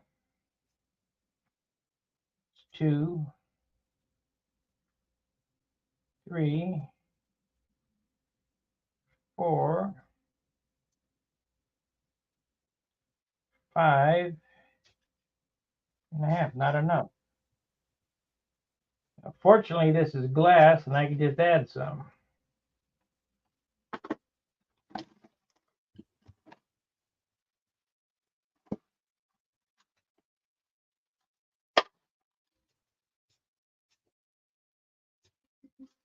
Okay, so we need to figure out what the hell's going on here. Yeah, need 2 inches. 2 inches. It almost would be worth it on the end that I'm going to put the. I think I'm going to do that. The end that I'm going to put the tubes through is to take that 15 thousandths and cut a piece that size and lay it down in there to make up for that 2 inch. That's what I'm going to do.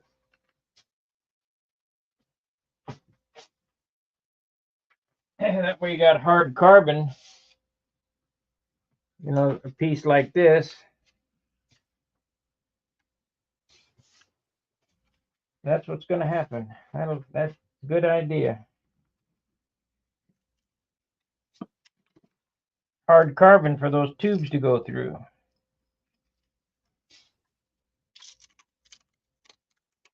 On the end cap? Yeah. That's where I'm going to have the tubes go through there. On the end cap, there'll be this extra piece that's not on the other side.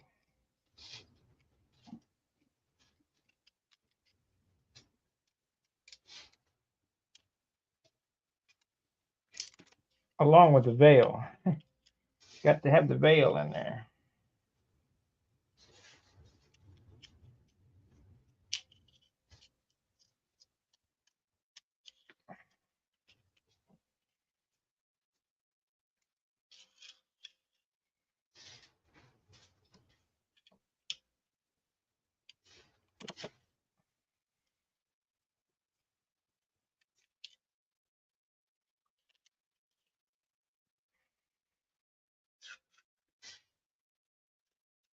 I like bulletproof.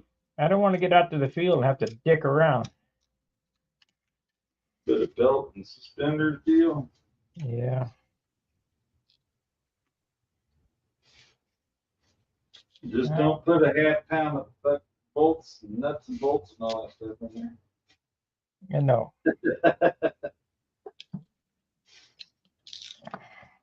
Because you know what I'm talking about. Yep. I certainly do.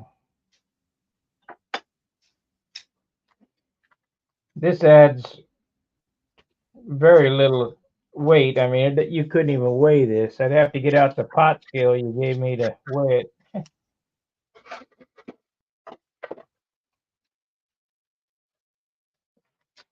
Or go to my buddy's house and use his powder weighing scale. Grains. Yeah. Okay. Like especially when you start looking at those super accurate scales. See, what do you think, John? See this piece here? Look, turn around. See this piece? This is a 15 thousandths carbon. Yeah. It'll be sandwiched in the other, laid up inside that, but it'll go there. That's the end that the tube. Yeah.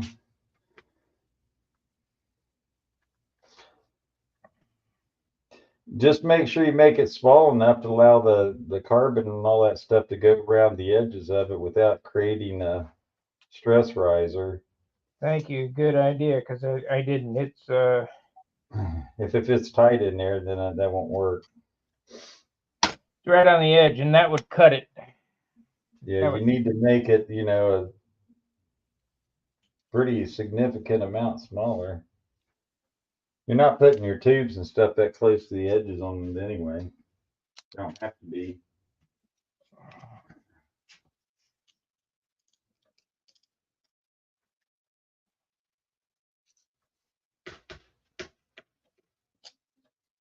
All right.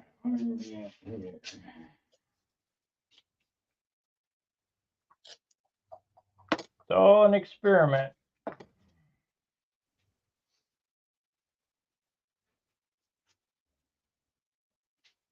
I better cut some more off, because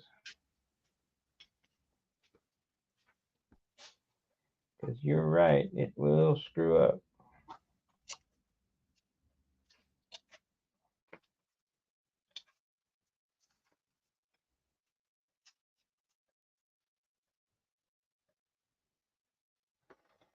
Yep.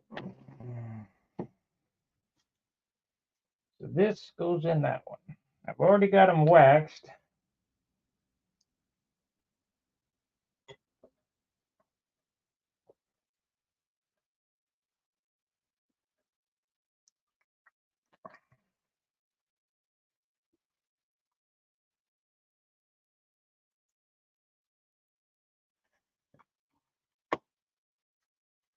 You get the cores cut already? Yeah, I got them cut. I'm marking them off to, well, I've got them cut to shape. I'm marking them off to cut the slices. You can't do that till after you core it. Oh, wait a minute. You're using those patterns. This is just a lost foam jig. Yeah.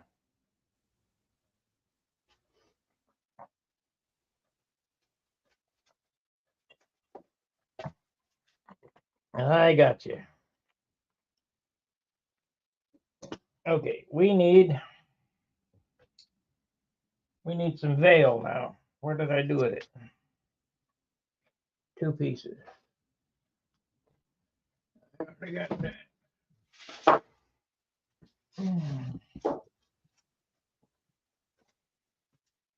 I'm not buying any more veil, so I used up what I had. Instead of on airplanes, I use them in tanks.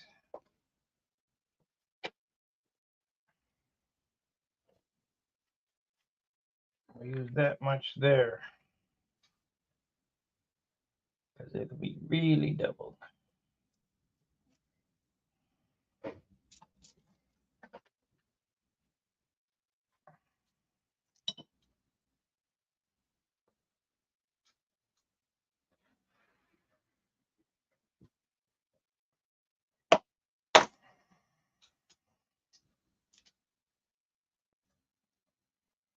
No sense in buying more crap.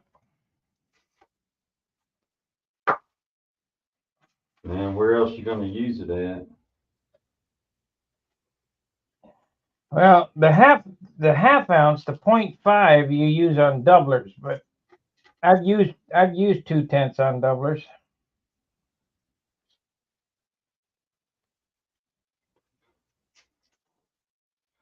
I've used it on those blocks that the veil was sandwiched between two pieces of wood that way. But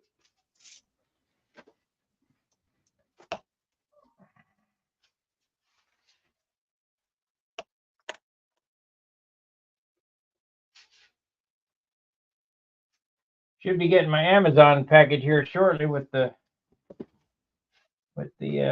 carbon in it. See how that works. I bet that's not going to be any better than what I got here.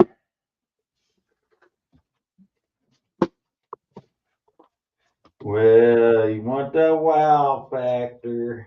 Yeah, carbon. Ooh. Got to be carbon. Doesn't make it do its job any different than regular old plastic. Cheap blow molded plastic. That's what ought to be done. Ought to figure out how to make a blow mold machine. I don't understand why they haven't already. Outside of everybody's traditional. Well, if it's not a metal tank, you can make a regular wedge tank like everybody uses it, like just like a metal tank, only out of plastic. Let's see. So they figured out, well, we can't sell 100 million of those things.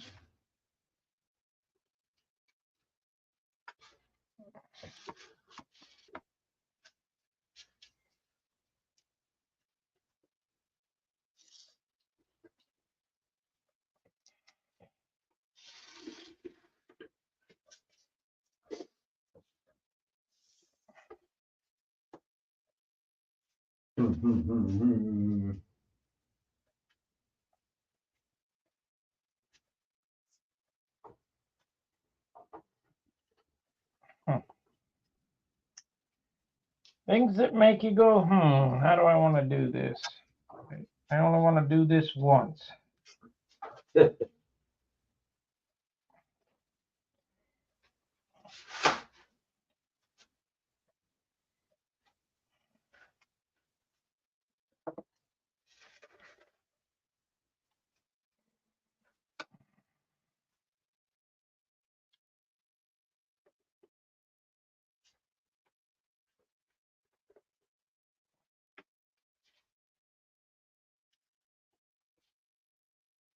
I'm not sure this is going to help. It's not that thick. It worked real good for what I used it for this edge here. But I don't think it's thick enough for the tubes. I think it should be like a 1/16 inch thick or maybe 40 thousandths. Well, you're using bolts and everything on it still, right? Or you're trying to do away with them? No, I'm not trying to do away with them. I'm just trying to make it bulletproof.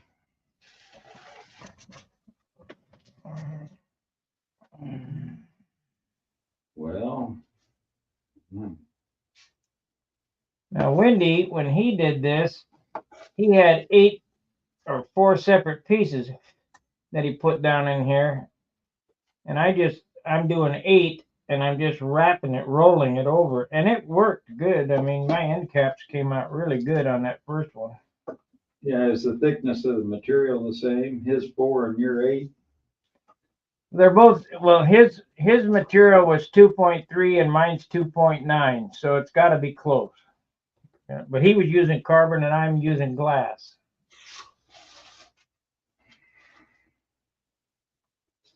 I don't know. Look through if you look through the stuff that compares carbon fiber with fiberglass, there's not a whole heck of a lot of difference. I mean, there is once in an aerospace type atmosphere.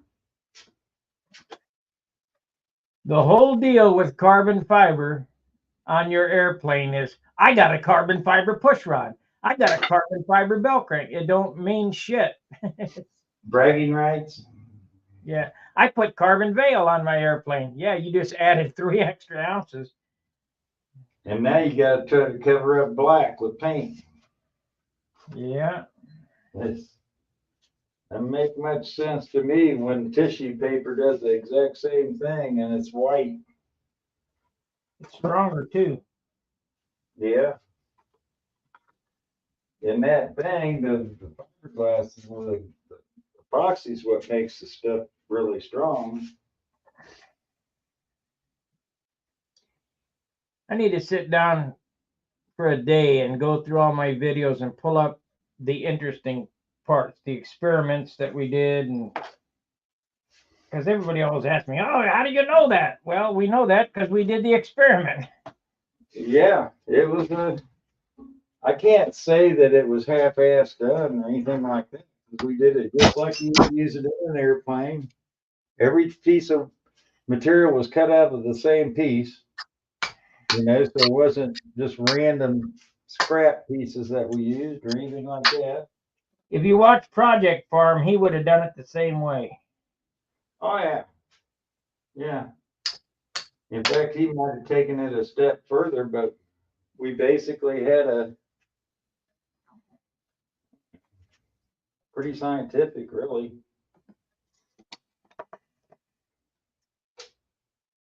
Well, I guess the only thing to do now is just do this and don't worry about it. And ever how it comes out is how it comes out.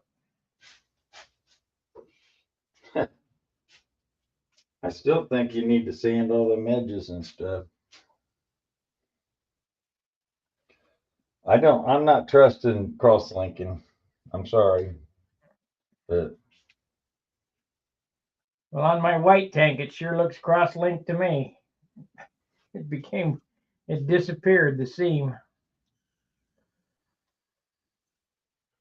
it disappears, but that still doesn't mean there's not a joint there.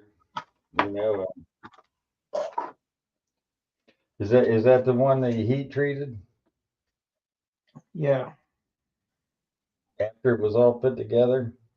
Yep, I need to do it again because on the repair, but I'm going to put it back in the oven and heat it up again. So what temperature did you get the bubbling at? About 400.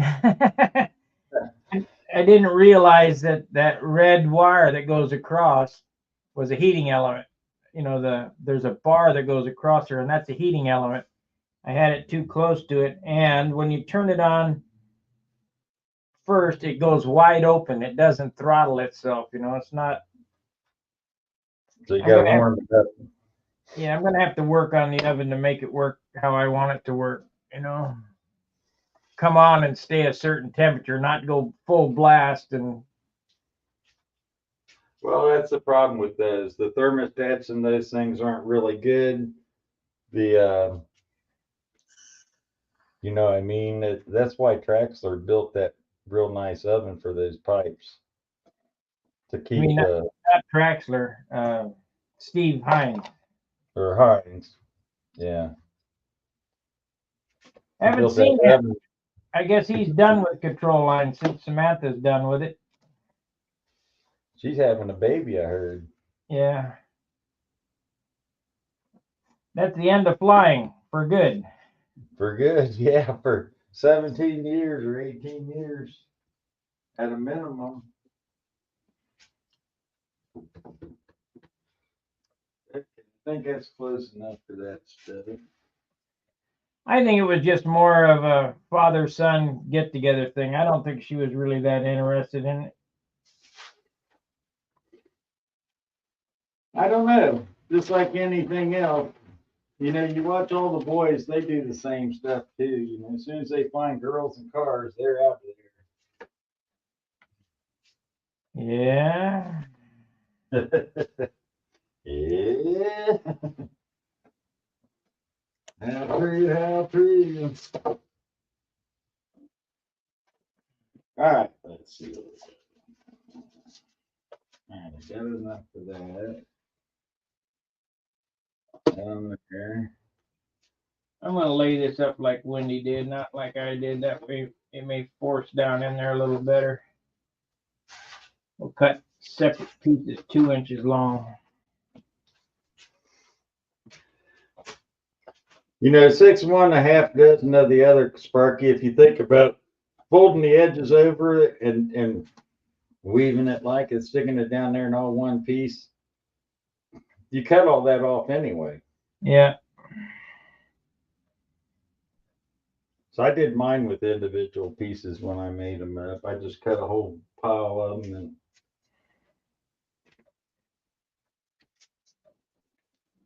set them off the side and let her rip.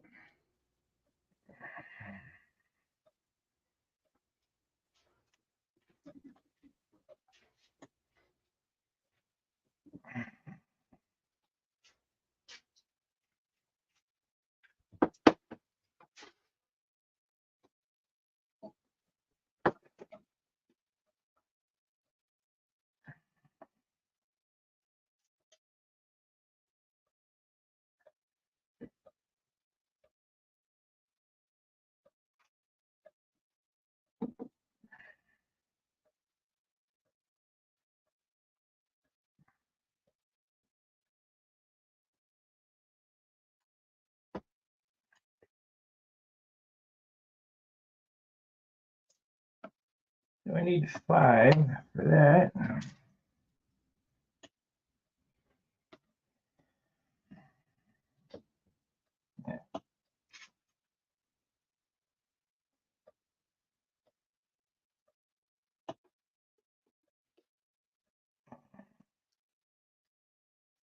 This is like building a lost foam wing. You got to cut all the parts first. Yeah.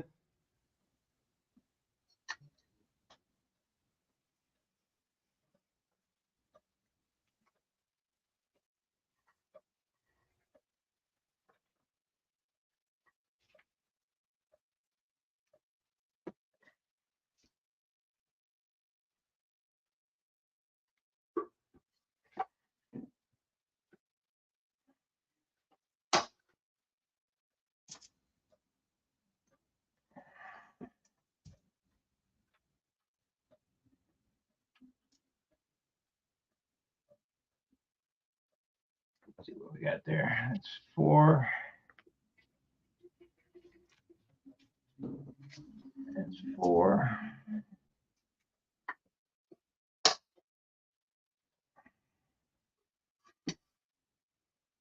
Man, I'm glad I didn't cut that off the mold.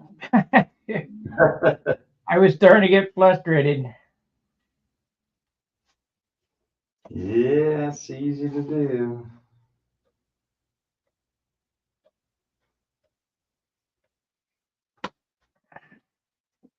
Okay, that's that many.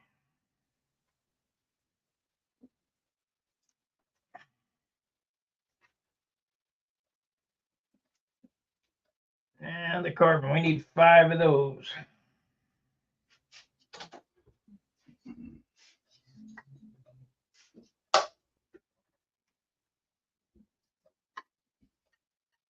One, 2, 3,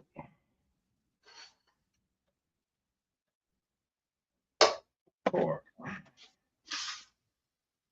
That's 4. 1 more. 10 total. 4.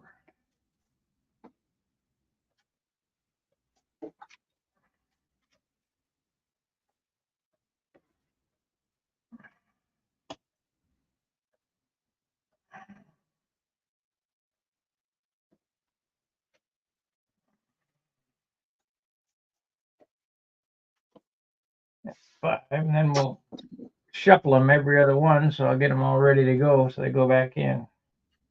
Need 5 more.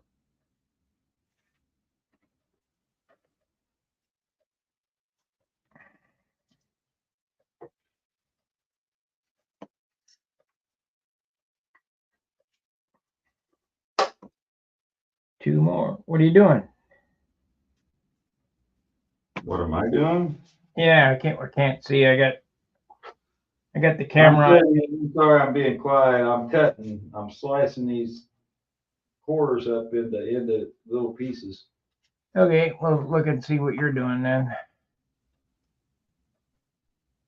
Yeah, can't really see what you're doing.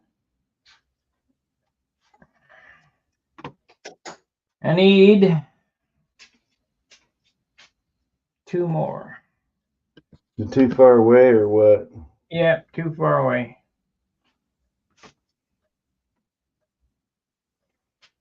I haven't gotten the long cord for this thing yet, so I'm sort of stuck. Sorry about that.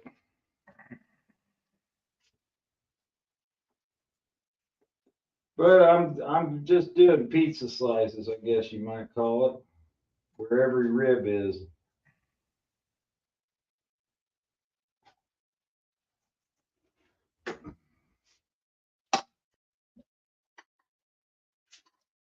I'm sure there's faster ways and all that stuff, but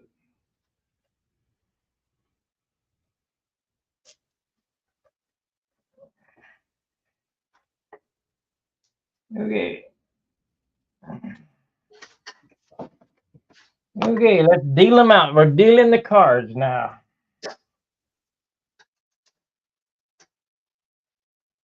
So my layup is 1 glass, 1 carbon.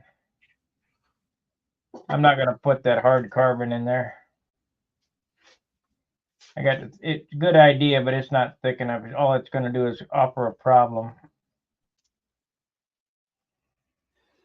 very well could.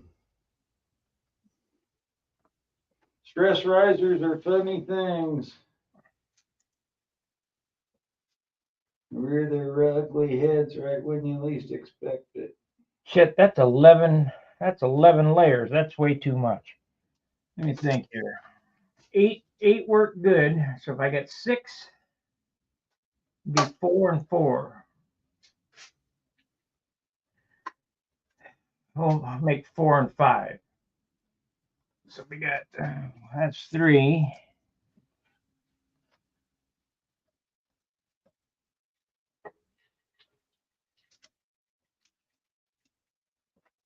That's 4.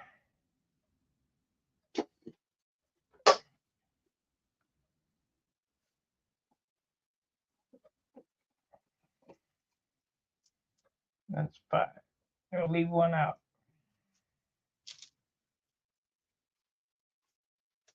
Yep, that's it right there.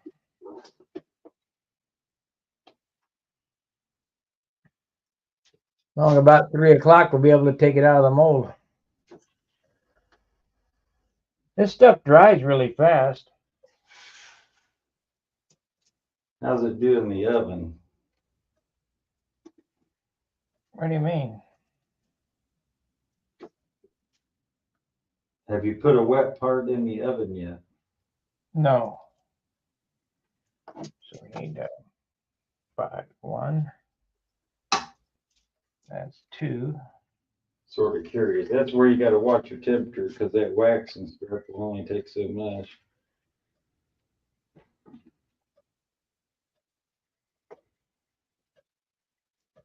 That's 4.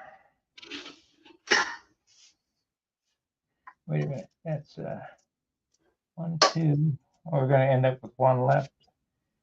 Count again. Count. 1, 1, 2, 3. This is 4. Get that stray off there. This is 4. 1 more is 5. 1 of these.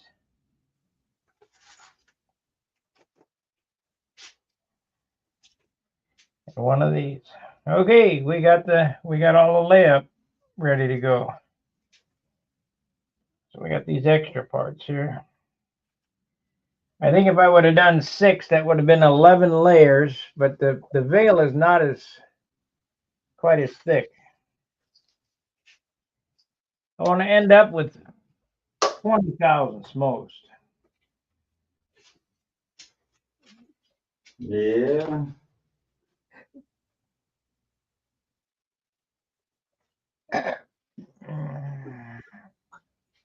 20 thousandths at most. I think this is going to be,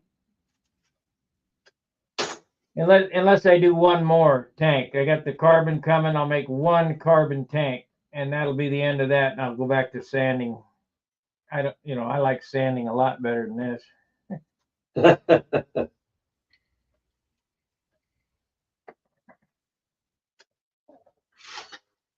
I'll leave this for Danny.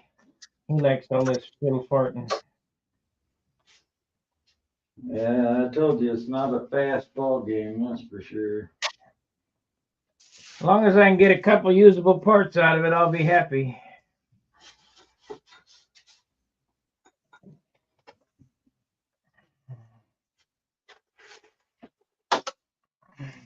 What's going to happen is I'm going to mold these up, send the molds to Danny. He's going to come back and make my tanks look like shit. And I go, oh crap. He is a perfectionist. Yeah.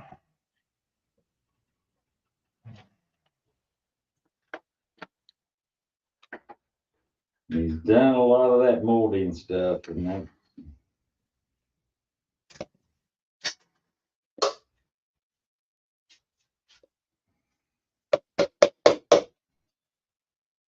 Yeah, you can tell he's a perfectionist the way he measures out his. Got to have the hundredth of a millionth gram scale going to get the catalyst right. Oh shit, that looks about right. Well, I watched the video the other day, and the guy stirred his stuff up with a wooden stick. Oh yeah, it takes away the. Molded it all out. It didn't set up. Yeah. You know, there's something to be said for some of that stuff. Sucks the hardener agent out of it and stored in the wood, since that's must be the thinnest part of it. Well, I used the custom Snap-on stir stick, so it should be perfect. And a $500 screwdriver stirring that shit up. That's right. I think they're about 70. A piece. Yeah, for that. Either 60 or 70 for a 5/16, a big one. That's where you want to go to Harbor Freight and buy a. Yeah, and about the first time you turn a screw, the ends twist off of them. There is no finer Torx bit anywhere than Snap-on. Take that to the bank. Or Allen wrenches that go on a socket, you know. Yeah, they're good. I can't knock their tools. They do have a good tool.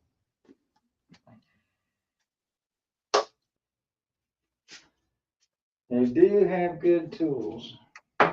And the warranty is spectacular. Oh yeah, no questions asked.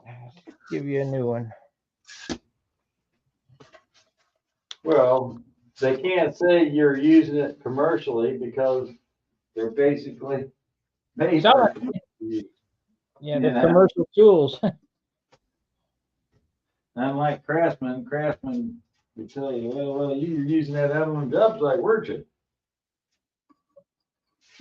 Yeah, 48. We don't cover that. 48. I've used about a quart of this stuff now for all the stuff we made, propellers and bell cranks. Really? And tanks. Yeah, about a quart is what I've used. So I got plenty of resin to last a lifetime. They used 1/4 of a gallon. Like a lot. How much have you thrown away? Not much. I only mix 40 grams at a time. Don't matter how much. How much have you thrown away? Not much.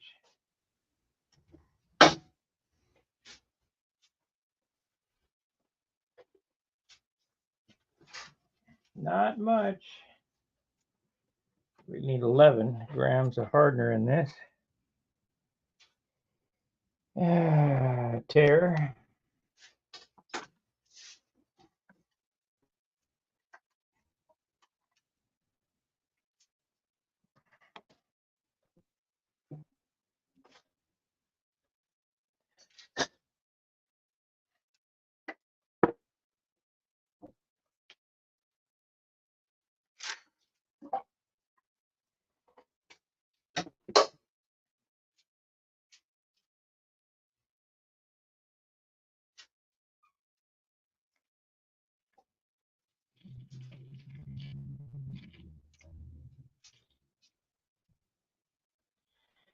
There we go.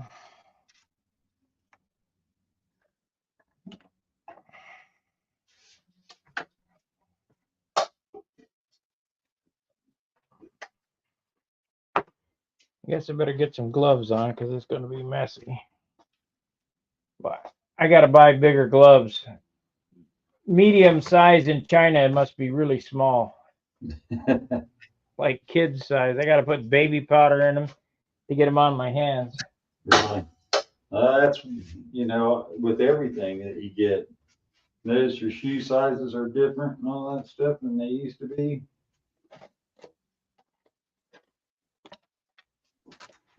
Clothes sizes.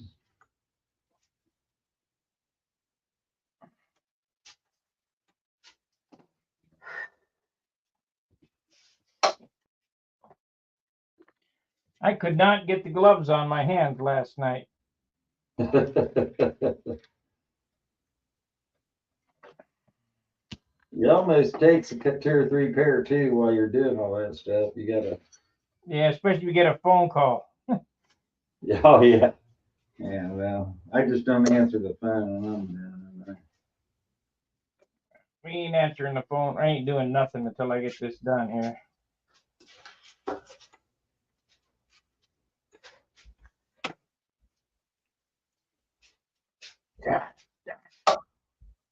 Chinese people got to be like little kids.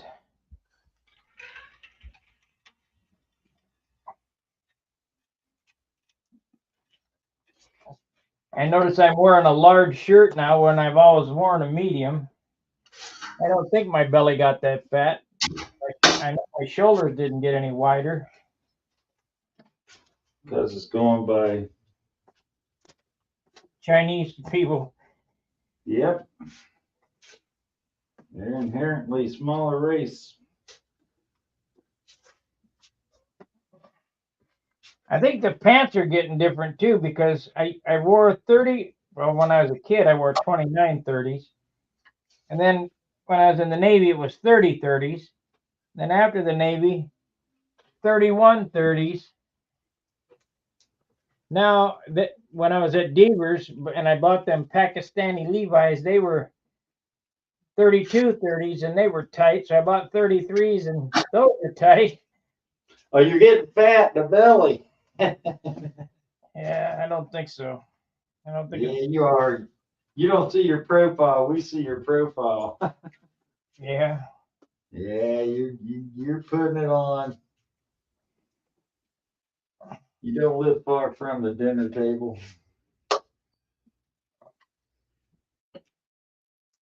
Okay. When I was in the service, I was a 28 slim, weighed 130 pounds, soaking wet. And right now, I'm a 36, sometimes a 38.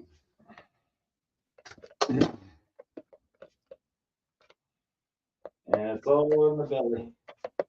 I weigh 195 pounds.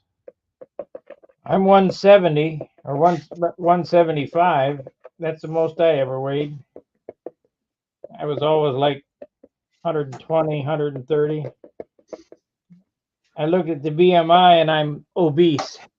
Yeah, I weighed 135 pounds up until I was 50 years old, or 145 pounds. Up until I was 50.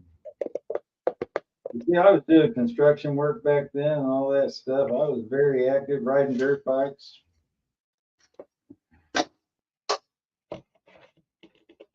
Makes a difference.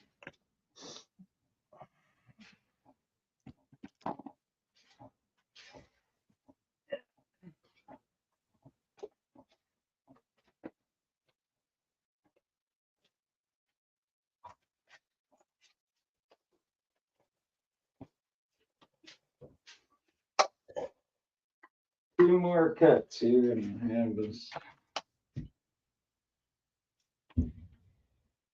individual slices.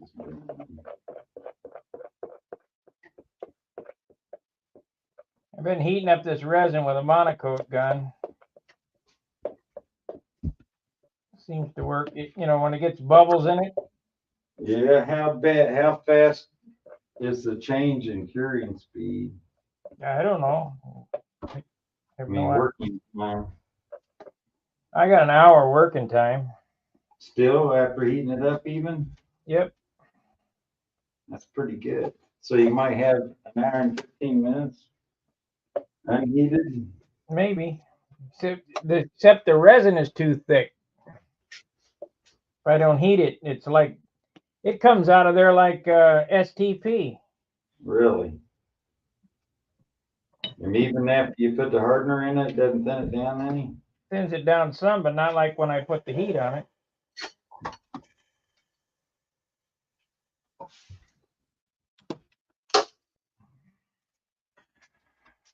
All right. There we got all the little pizza slices done. That's the outboard. Here's the inboard.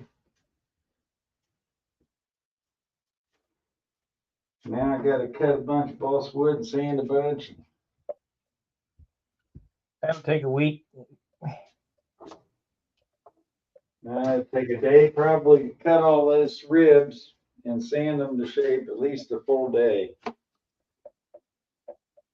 'Cause I'll hollow them all out and all that stuff, even if they're in light wood. Okay, we're ready to go here.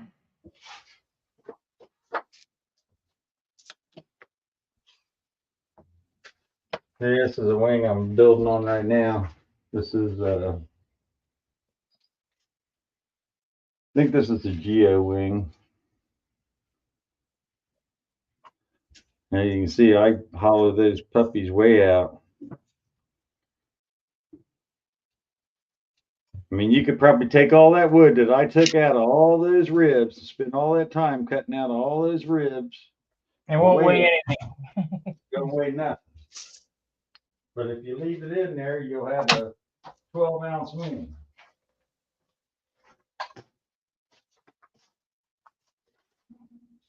Yeah, yesterday, if you go on the hangout, Len was talking about his 14-ounce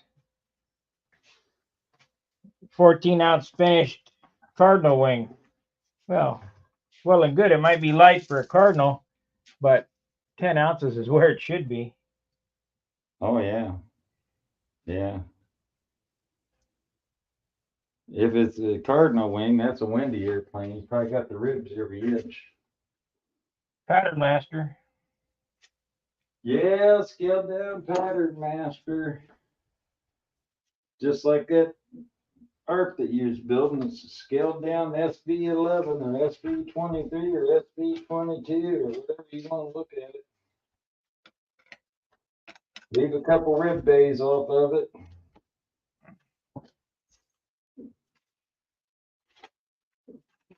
What a tedious pain in the ass. You spent more time on that thing than I thought you would. On what? Steve's plane. Yeah, well, it turned out good. Oh, it turned out nice. Until all that monocoat starts falling off. Not my problem. Yeah, I know. It'll look good for the first year or two. Till you start washing it, all them little corners start pulling up. They always do. You can bury it in that clear stuff. Yeah, then you'd be back to 80 ounces.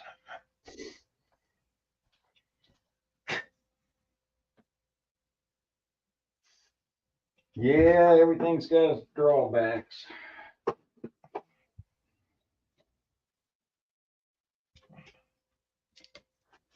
Absolutely.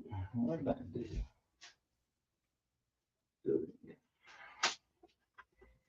I tell you what, this is a whole lot slower than doing it my way. Rolling it up, wetting it all out, rolling it up and sticking it in there and forcing it down. I'd be done by now already. Isn't that the same way Wendy was doing it? No, he did it like I'm doing it now. Each piece down into the end caps. You did. Oh, on just the end cast, yeah.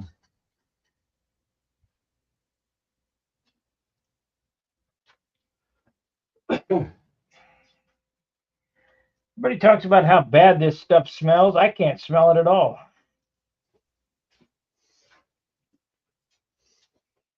Yeah. Might not be him saying that, might be his wife. Of course, he's, he was using EPON. I understand they may be sort of the same thing, but Brett said it all comes out of the same barrel.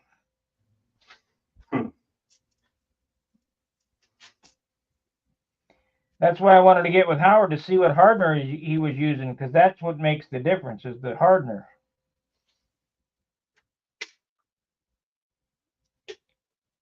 Because Danny proved that to it. Did you hear him talk about he's used, I don't know, some West system, and then he used the hardener from. right. It's all the same epoxy. It's just different hardeners. Well, when you start working in the chemicals and you get into all that scientific stuff, they Over lose my me on that. They really lose me on that.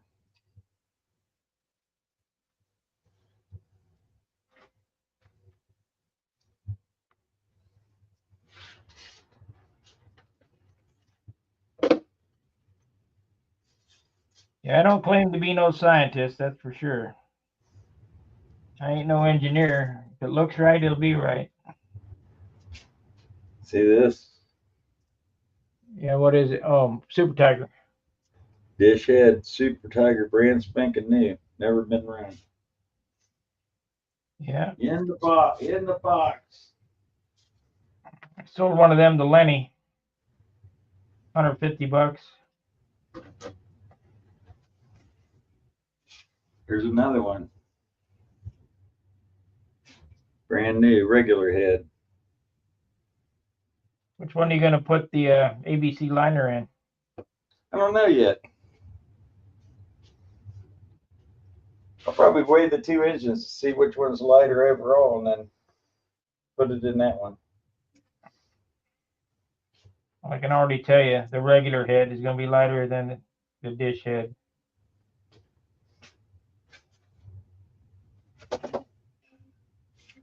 Never actually really weighed it. So, You got your scale handy? Let's see. I say the regular head's lighter than the dish head. yeah, it's not exactly the same because one's got a bit turkey on it, one doesn't. And the needle down.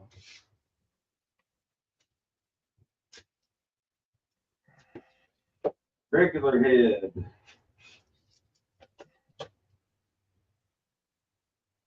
So 12.4. Yep. 352.53 grams.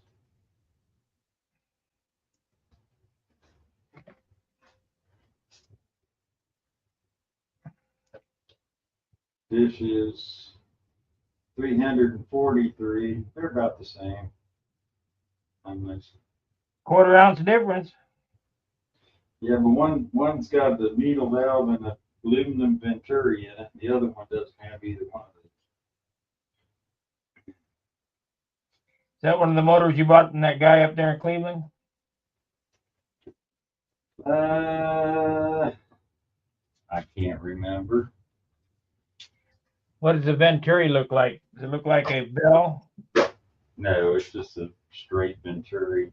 Looks like a stock venturi, actually, a Super Tiger venturi.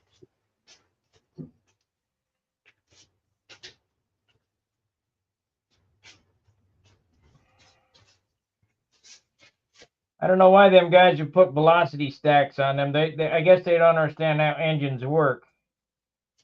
Velocity stack means higher RPM. Longer rail time. Well, yeah, you're right. But I think what they're doing is because these engines have a habit of spitting back out the venturi. Put an air And, cleaner on. you know, when they spit out, it's raw fuel. It's not burnt fuel. So they're trying to get away from that. I think. I'm not positive. Don't quote me. So you know how to get rid of that? Open up the exhaust. Yeah, make it breathe better. That's it. All it is an air pump. Yeah, well, most of them are choked down by the exhaust anyway, a time muffler, whatever you want to call these damn things. A legalizer.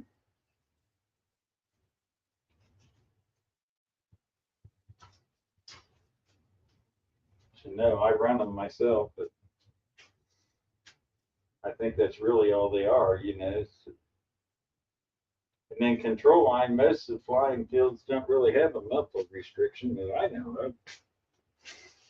Because we're way out in the middle of nowhere. And if you do, they still allow old time and stuff like that without mufflers. So what difference does it make? Fox 59 is pretty loud. Yeah, they are.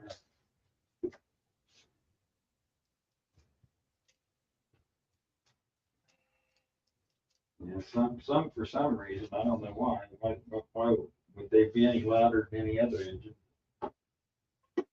They are. Okay, here we go. We're coming down to the end here.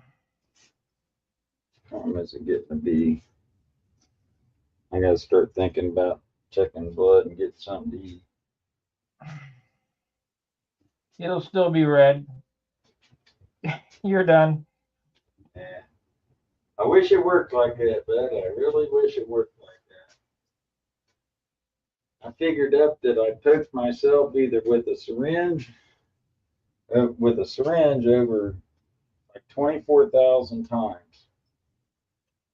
Yeah. And I poked my fingers 24,000 plus times, more than the syringe things, in the time that I've been a diabetic. And it's not going to stop. You know, it's going to. Joe Biden's going to sell you your diabetes medicine for $8. Like hell, I'll believe it when I see it.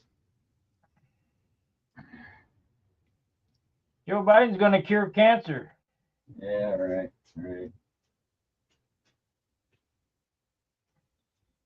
You're going to get your diabetes medicine for $8 when Trump gets back in.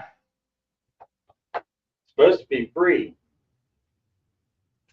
The people that originally came up with insulin and stuff wanted to put it on the market so it was free for everybody, so nobody had to pay a dime for it. And as soon as they died off and the patent lapsed in their name, everybody said, cha-ching, time to make money. These people have to have this to live. So they'll pay whatever. It's expensive as hell. I mean, even with insurance, it cost me $175 every 3 months, which is cheap because I got insurance. That would have been, I think it's probably about quadruple that cost. I didn't have insurance. Then the insurance costs you.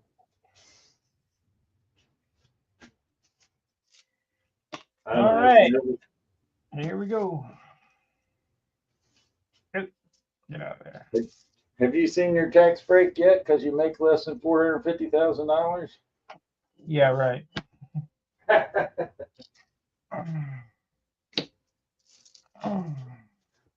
And now they want to go to a 32-hour work week. Yeah, at $50 an hour. Yeah, and still pay you the same as you'd make if you're working 40 hours.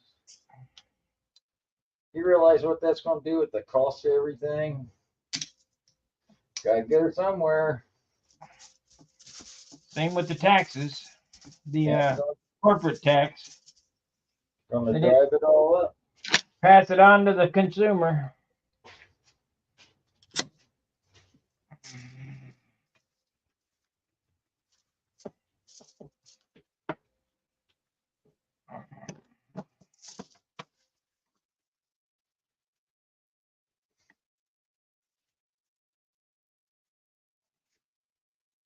Let's see here.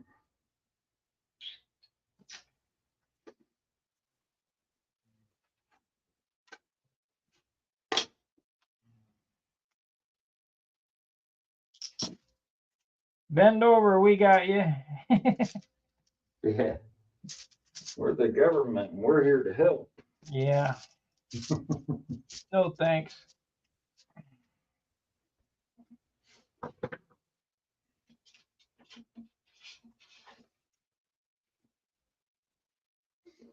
Emilio Thomas says, beautiful wing, John.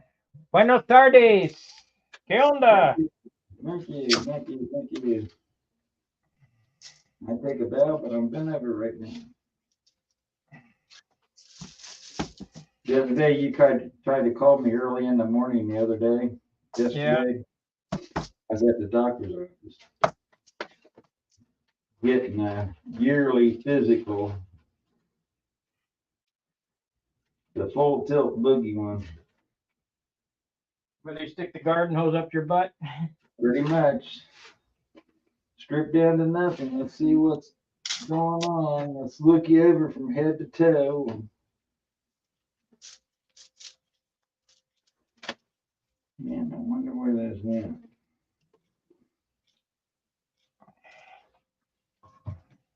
Crossbar. We're going to make the best end caps out of all of my made, with all the clamps on it.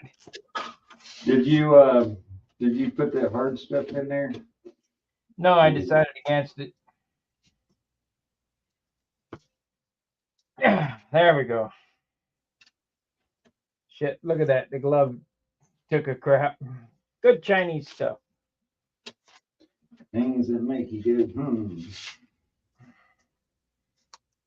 Good thing it's not a biohazard. Well, it probably is a biohazard, but radiation hazard. Baby powder all over the place, but I smell so good. A baby. All over the floor. Shit. Yeah, looks like I'm gonna have to make something like that. I gotta cut the spar slots and all that stuff in this thing right now before I take it off the stand.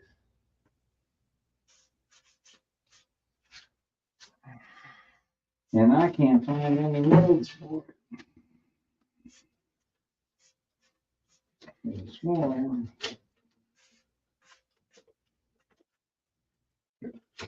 So what I'm going to do today is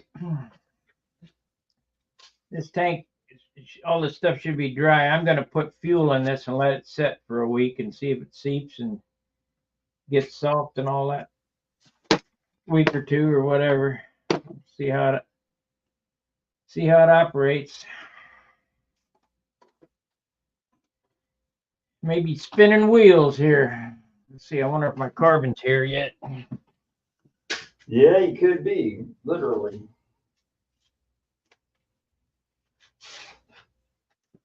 Our Amazon doesn't run too good. How bad did you guys get tore up with the storms the other day? We didn't. It says arriving by 10 p.m.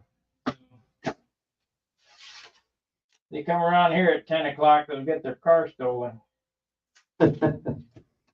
Yeah. Bugged. Out for delivery. Okay. Anywhere it wants to be.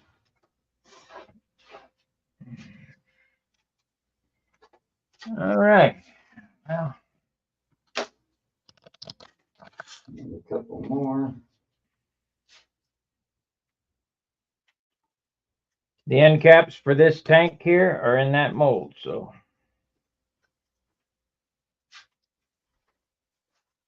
I think this is going to be lighter. This one here ended up like pretty heavy, really. Not much of a gain. It's only 8 or 10 gram gain off a metal tank.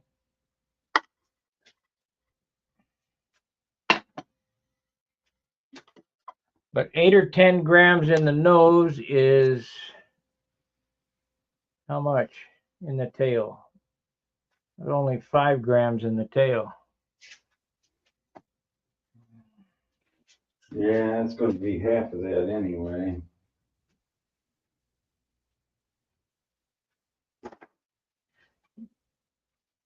Got to get it all out of there. I don't want to take my airplane apart and weigh a Kaz tank.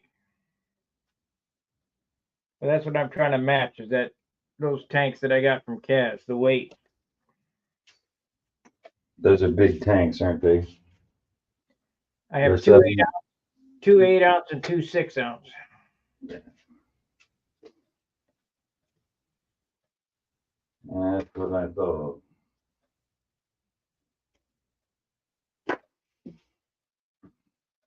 Anything's better though. I mean, if I can get it off there. I mean, I can't get Kaz tanks no more, and I can't afford or don't really want to pay $100.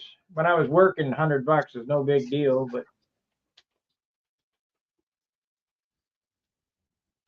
now it's a huge deal.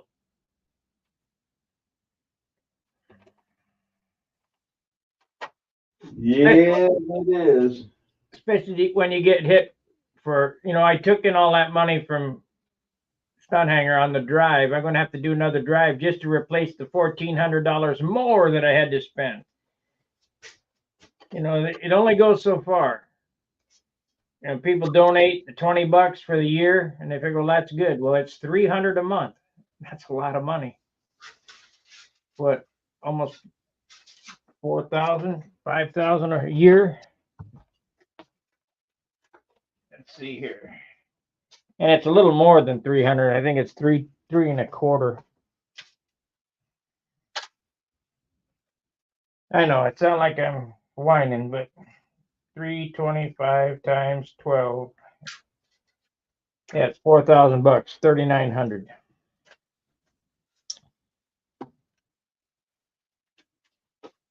We took in a couple thousand. I had to come up with 1,400 more.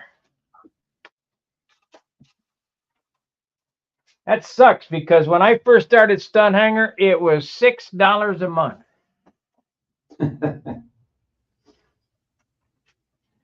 They really get you coming and going, don't they? Well, what got me, it was when I did the shopping for the server, it was $6 a month, unlimited. That means all the bandwidth and all the files that I wanted to put on the server. It was a shared server. Well, Stun Hanger got so big that it started eating up the resources off the server. And they said, well, you have to, unlimited is not unlimited anymore. You're way over the quota. I said, well, unlimited means unlimited. Oh, no, it doesn't. It means so many pages. Okay. So yeah. I said, what do I got to do? They said, well, you gotta get a shared a VPN. Okay. So there was 4 people on the box. Okay, unlimited. Don't believe that unlimited shit.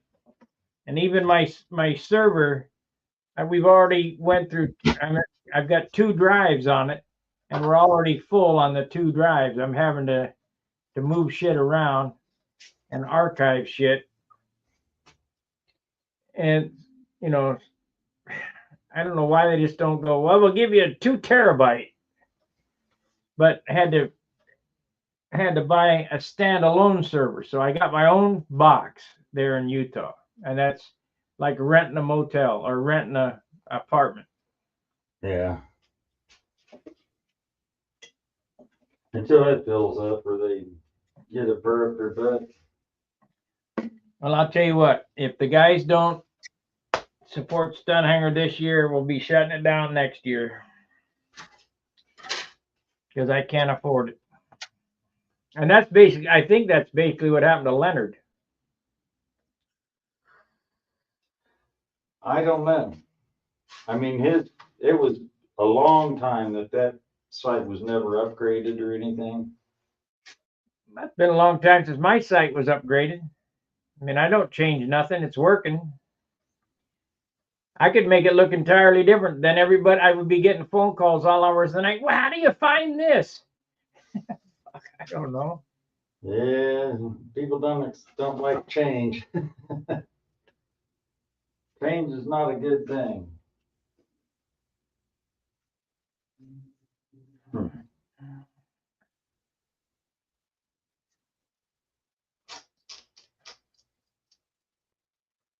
Maybe I ought to get with Hacks and see if he wants to do a theme that I can roll back. I don't know. Try something new to, I started this YouTube channel in 2014, so it's 10 years old, just so that I could, people think that I'm bullshitting when I type stuff on the computer, especially Brett. They go, "Oh, you can't do that." Okay, I'll show you.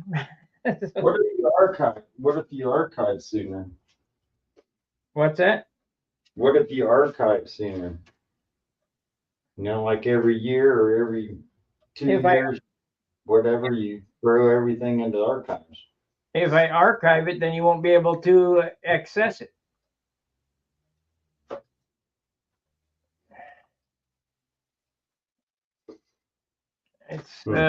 This program is, I'm running on Python, and there's just no way to zip file it and have it unzipped and all that. I mean, I guess I could try it. If they want to look back at the beginning 10 years ago, well, start the first year, zip it into a folder, and if they want to look at something, they'd have to download it on their computer and open it up. Right. That would free up a lot of your drive stuff. Not really. Not really. What takes up Not the if it's all condensed into a small spot, it wouldn't do nothing. No, the posts on the forum don't take up any space. It's the pictures. Well, yeah, they got a lot of pixels. The file size for a text document is really small, but a file size for a picture is super big. And I allow more than anybody as far as size goes, on picture size. Oh, you can't do it in 1 meg. Jesus Christ. Well, they bitched about all that stuff about Stuck News too. They finally got everything to where they got colored pictures and all that stuff instead of black and white. And then what happened to it? It went out. I It stopped. missed the old stunt news when Tom Morris was doing it, don't you? Right when it started turning to a big magazine is about the time that I started. I've been subscribed to be a Pampa member. Yeah, you got the magazines in your shitter back there, the Tom Morris stuff. That was good. Those magazines. Oh yeah, he had some good stuff. But before that, it was just a black and white little flyer. Mimeograph off a school mimeograph machine that you crank. Yeah, it was pretty basic. Now you get nothing. You can't take it. It was real good when when they had all the color pictures. It was a regular full tilt, top of the line magazine. Yeah, but that was running $30,000 an issue. Yeah, I just don't understand how they couldn't get the cost down, but it cost a lot of money for paper. Probably postage was expensive. Postage probably cost more than the magazine. Yeah, and then you got to pay for somebody to do it. Publisher and all that crap, which is just another middleman thrown in there. So you don't get anywhere without it.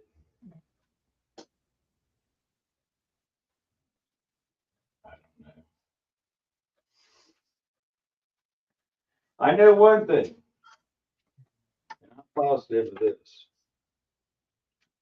1 o'clock. Yeah, you done? It's my test time. All right. I have to go. All right. Thanks for joining. We'll see you next week. Thanks, everybody. See ya. Bye. All right. I'm still here. I don't know what. I think we're getting ready to close up. I'll be back later on when this thing is dry. Been on 3 hours. When this thing is dry, I'll come back and we'll get it out of the mold and see if we can't start putting this tank together, because this is going to be a nice piece.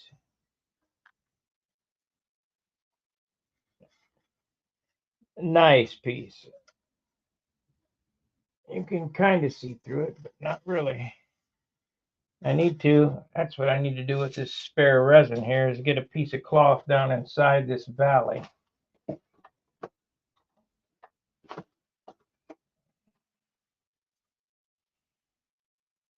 Not long enough.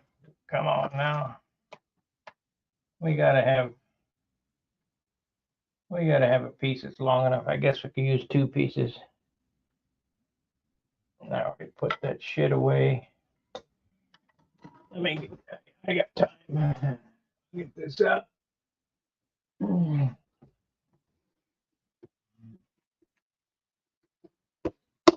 If I get this perfected and I do start making tanks and I do start selling them, you'll get a good quality piece, or else you won't get it. I won't turn out any crap.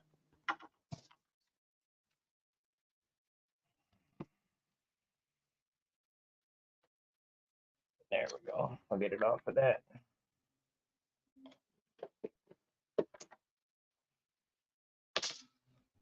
We'll cut it off of that.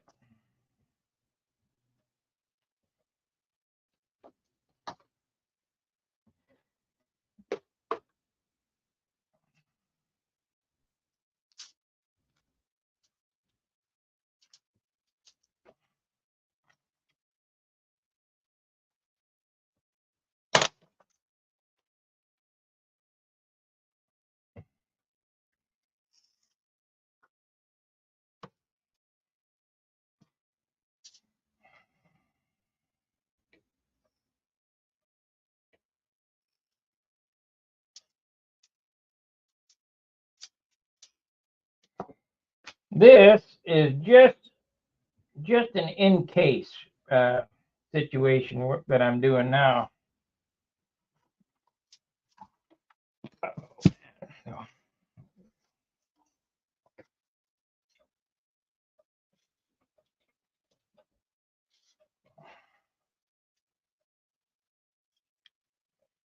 Close up this seam to make sure that it don't crack.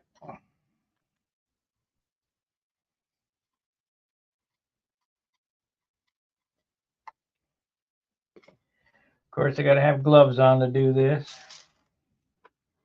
I'll go through the rigmarole again. I'm going to buy large gloves today. Yeah, we'll get through this box here.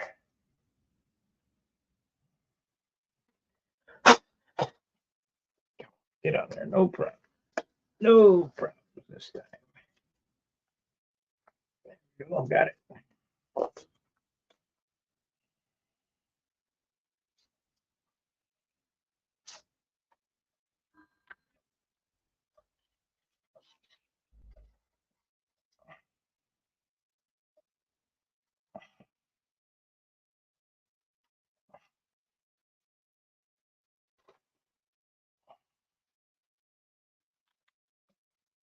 That's what we can do with the spare resin.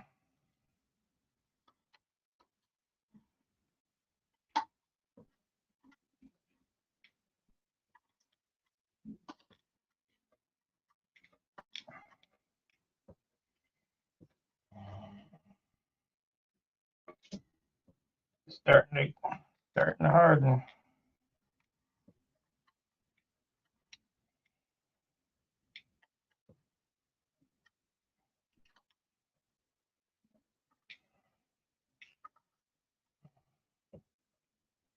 Oh yeah, we'll be fine.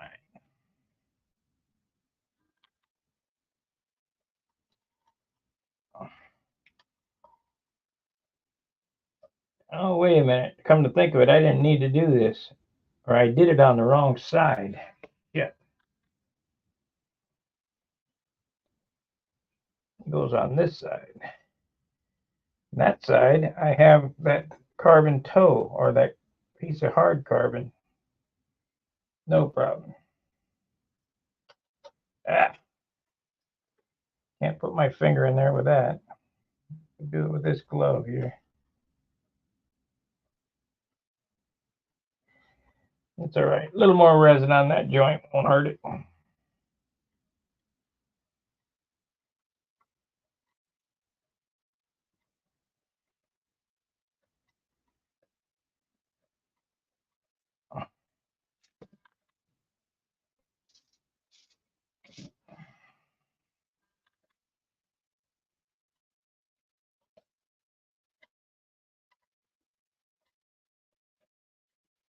Okay, that's good.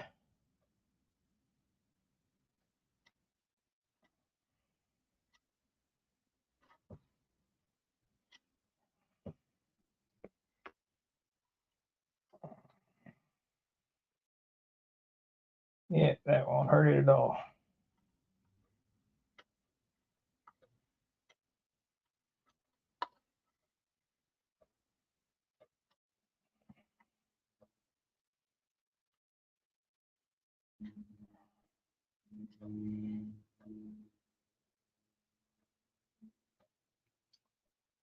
Okay, set this aside. I'll work on cleaning those molds up off camera. Hi, John.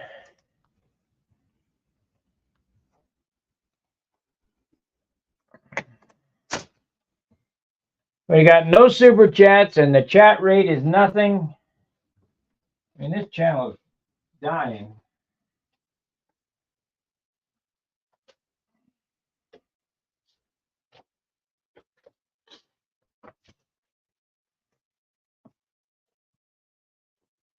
And I realize the economy's bad, but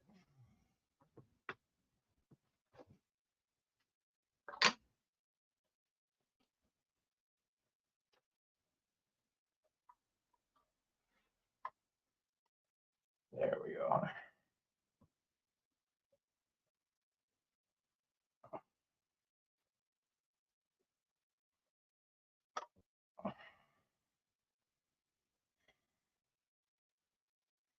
It ain't like it was just a few years ago.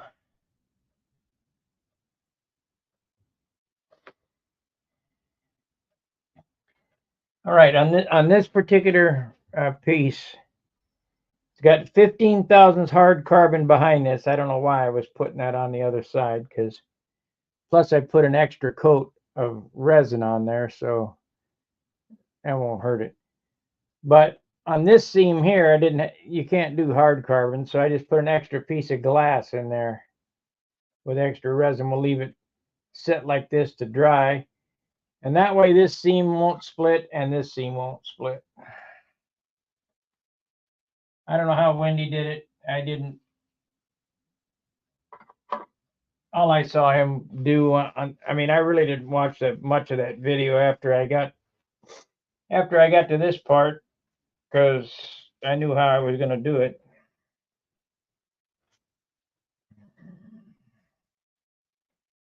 But you can thank Wayne Triven for the molds, or I can thank Wayne Triven for the molds and Wendy Ertnowski for the technology. This is not my stuff. It's not my idea.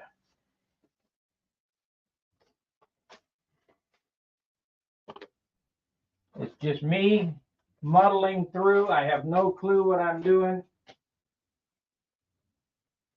We're going to get some usable parts out of it. The first part, this is the first part here, the first tank I made. It's usable. So, you know, my labor paid off just because I'm going to use this tank or that tank. We'll have two. This was a learning curve on this one.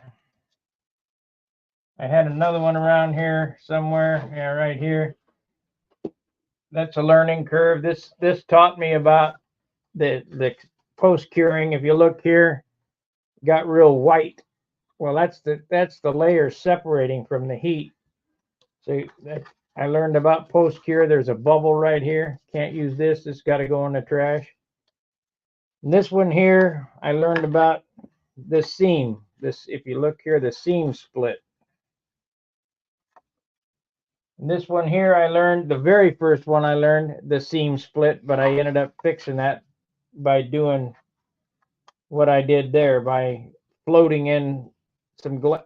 I put glass on it. I cut the end cap off, put glass on the inside, and then put glass on the outside to hold that seam together. So that's a problem area there. It's all a learning curve for me. I got no clue what I'm doing. So by the time I'm done, I'll know everything about making this tank. This piece here is the best part I've made so far. It came out super light, super nice. I know the formula, how to do this now. I got carbon coming, but I don't think you can get better than this as far as, I mean, weight and looks. It's fine. That's done with glass and veil, so we shall see. But I really appreciate you guys watching. Go over to Stunhanger, the main site, and make sure to support it, because I am $1,400 upside down on the server,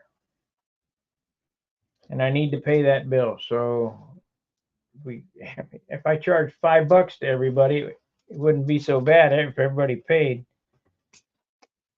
All right, like, subscribe, and share, and I'll see you later. Fair winds, tight lines. See ya.